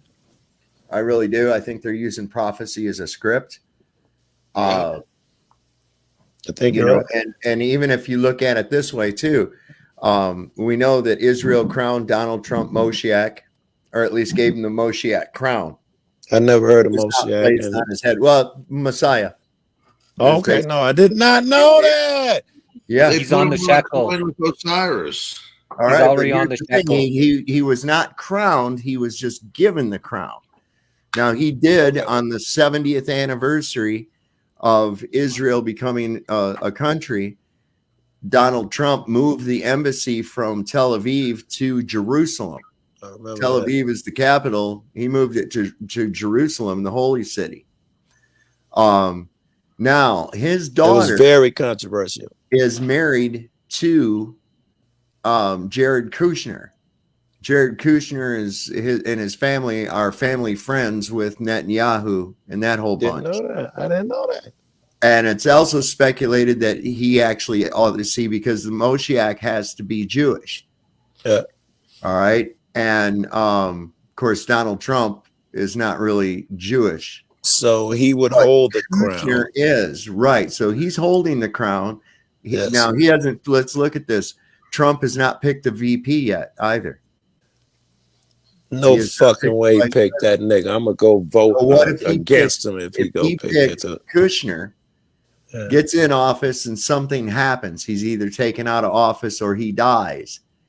That puts Kushner in the presidential seat who could actually do this. Now, here's the thing. The Antichrist is supposed to bring about peace. This false prophet is supposed to bring about peace. Yes. And we know that Jared Kushner was very instrumental in the Abraham Accords that was brokered a lot of the peace in the Middle East. I mean, right now. before you What's go too his far, address in New York? The building they own. what's the address? 666. I was gonna say, please tell me 666. Let me throw a little Nostradamus. 666 what? And also, it's black. It looks just like that thing in the 2001 Space Odyssey. Yeah, interesting. What avenue, Jesse? 666 Fifth Ave. Fifth. But people actually don't believe that he's the Antichrist, that it is Mohammed bin Salman. He kind of fits the bill. It's with Germantia and stuff. That's the Prince of Saudi Arabia. Let me throw some Nostradamus in there. It sounds a lot like what Dude was saying. He said the one guy would be the great king, and his son. I think this is it. I'm high as fuck, but his son would be the Antichrist. So I've been looking since I was young for a president who could possibly be his son. And I thought when I was young, it would be Kennedy's kid, the one who died in the plane crash. And I threw that out the window. I watched the Bushes, but this Trump shit is interesting. If they've given him the crown, the beast was wounded near dead. Trump was dead, wiped out, 87, literally probably more than that fucking court shit's thrown at him. More than that, I'm sure. He bounced back from that, but rise again, become king, squash the war over there, bring peace, and crown his fucking kid. All prophecies fulfilled. Ruh-roh. Uh-oh.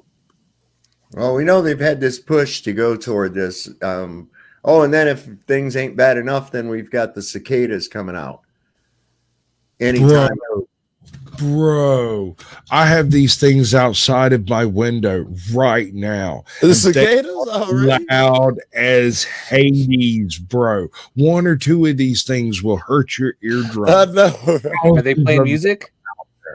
They do not play music. They just make a infernal racket that will ring the bell of your brain casing. Already. Sounds like you're getting hit by voice to skull.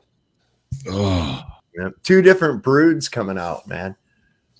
And they're going to be hungry. They're going to be hungry. There's one of them that stays. There's different kinds. They stay underground for like 23 years. Some of them for 12 different years. amounts, 7 years.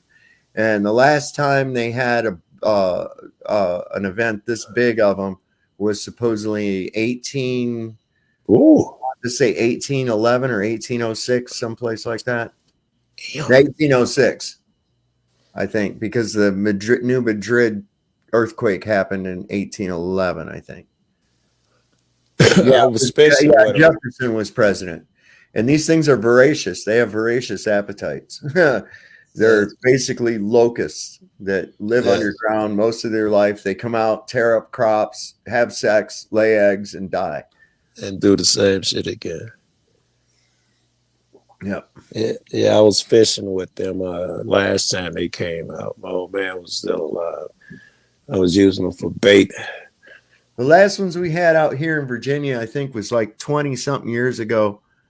And I remember I was working on building a house down in Lake Anna. And those things, man, I didn't know what they were. I called them devil bugs because I had just moved to Virginia and I'd never seen these things before. And they were just like black and they had these like evil little red eyes, man. They just were they looked like demon bugs or something, man. They're horrible. And they are fucking loud. One or two will ruin your shit, man. Yeah. I can't imagine, like when I was out fishing, they was full on the trees, but they weren't making a ton of noise. I couldn't imagine if that was by my crib or something when they started to get raucous. And at this point, they were dying too. It was just as many on the ground as in the trees. God, yeah. Now I know they have a thing up in Michigan. I don't know about other places, but when I lived in Michigan, like near Lake St. Clair and stuff, they had these mayflies would come out. Yeah. And the mayflies, they just come up out of the water. They spend they live as nymphs in the water, and then they all hatch and fly out at one time. In fact, their lifespan is so short, they don't even have mouths. That's what they call them, mayflies. They just fly around, screw and lay eggs and die. And then there's like all these dead bugs laying everywhere, man. I think, if I'm not mistaken, mayflies got the shortest lifespan. I do believe I know. They don't even have a mouth. That's interesting. You know what else got I don't even know what bug I'm thinking about. Got a short lifespan. I can't think of what it is, a gnat or something. But this is how they do their genetic experiments. They need fruit fly. Fruit fly. Thank you. It pays to be on with a bunch of eggheads. Fruit fly. Yes, fruit fly. That's how they do their genetic experiments, because they had go through generations so fast they can see what's passed on. That's how they, they might have some on 4 wings, 2 wings, and and they find out which genes to cut on and off. Short lifespan. Yep. Accurate. Yeah, I thought that war shit was well, I'm calling it a war. I thought that was crazy. I was watching before I got on here. Yeah, it's bad, man. It was still missiles in the air. Matter of fact, it was still missiles in the air. Well, U.S. and the U.K. were scrambling fighters to fight drones or something. I don't know. Yes, and they launched like 400 of them, because Israel has the greatest shield ever seen. I've seen video of it. It's straight out of a fucking sci-fi flick. You watch the rockets turn around, they just be out there conversating, and as the rockets come, they go around. So these guys threw 400 of them. And they was out there overworked trying to stop them all. Yeah, man. I'm looking at some footage right now of these things coming in. And, some are blowing up in the air because they're shooting anti-missile missiles at them. Yes. Most of them. There's a bunch of them are hitting targets, man. They're hitting the ground. Yes, I saw reports of where 2 of them hit. One I can't remember. The other one I remember. Because I immediately assumed it was bullshit. And one 10-year-old blind kid was injured by debris. Oh, get the fuck out of here. All these missiles falling, and you're going to stick that in that one dude was actually hit by a flying piece of rock. Get the fuck out of here. That's just fucking propaganda. Well, I guess Putin said if the U.S. intervenes, that he's going to step in on the side of Iran. The U.S. already said they're going to. I just read where Biden said that we're not going to do anything. Really, last night I saw him said that if they do strike, because they was expecting a strike in return, that we were going to get involved and do something about it. That's crazy. And Putin say something, he backed down the very next day. In fact, they were saying, Israelis were saying that they didn't expect no soft ass attack. They expected something serious. They even tell they people really didn't expect anybody to attack Israel at all because of the threat that Israel has put out there. Okay. They did. This really took this took them by the You know, ass. Israel was on the news last night saying we expect an attack. I don't know. I'm looking at this one here. It says after years of genocide by Israel, somebody had to do it. U.S. and Israel must be in shock. They thought no one would ever do it. Oh yeah, those were some badass explosions coming in there, man. Right. Looking at They thought that unless you attack Iranian soil, what's the best way to do that? You attack Iran directly. It's a bad look. You attack an embassy. It is their soil, and that's how they took it. It was wise and crafted move, and they knew it would provoke something, because after they did it, they was like, "Yeah, we expect an attack. It won't be soft. You know, we expect something decent." And so that means, in my opinion, you provoked it. You knew what they were gonna do. You could have found another way if that was your target or something you had to hit. You wanted these cats to strike. You want those 7 fucking nations fighting you. Then that brings in Russia. Ooh, wars and rumors of wars. That's what they say at the end times. There will be wars and rumors of wars on the last day. Oh my God! Yeah, this is getting not good. It's interesting. Somebody said, I think it was the Bible say, feel blessed to be born in interesting times.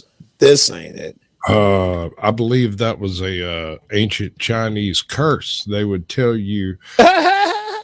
I'm dead serious, brother. It's 2 different things. May you live in interesting times. But I ask you this: which is more interesting, the Pax Romana or World War II? The what? Pax Romana, the Peace of Rome. Oh, I don't know what that is. Tell me about it. Maybe it's like a different name. There was a period of time when Rome was absolute power on the earth, and during that period, they were They were at war on the fringes at all times, but they were largely at peace. A Roman citizen could walk the known world and not worry about anything happening to him. That's how powerful they were. Yeah. Or go ahead, Angeleen. I'm gonna wrap this up soon because it's getting late here, and I'm gonna go to sleep. All right, I'm gonna cut out there and let you say goodbye to your guests. Yeah. It's nice. Be easy. So okay, so you guys want to go around and say any last words? I'm gonna go ahead and bounce. But thank you for having me up, and I'll see you guys some. No problem. No. We can still chat. You're gonna stay up, Jesse? Yeah, this was a good conversation, and I like the people that were here. It's kind of more. I'm kind of zoning out a little bit because it's not super my area, so I was ready to dip out. But if you want to be in here, well, what's your area? Huh? What's your area? I don't know, more like health, wellness, nervous system stuff. Like I like that kind of stuff. Jesse's more the research into all of the things you guys are talking about. I feel a little bit lost. I don't mind that it keeps going if you guys want. I'm just tired, so I did not sleep very much last night, so I want to get a good sleep. It's late here, so yeah. Go get an energy bar. You'll be all right. I actually just ate a donut. That's why I went off camera. But yeah, no, I love you guys. You guys keep up your cool conversation. I don't know if Joe's still listening. I'm guessing he dipped out, but yeah, but I'm ready to be done. So you guys have fun. All right. Thanks Okay. for having us. Night. Love you.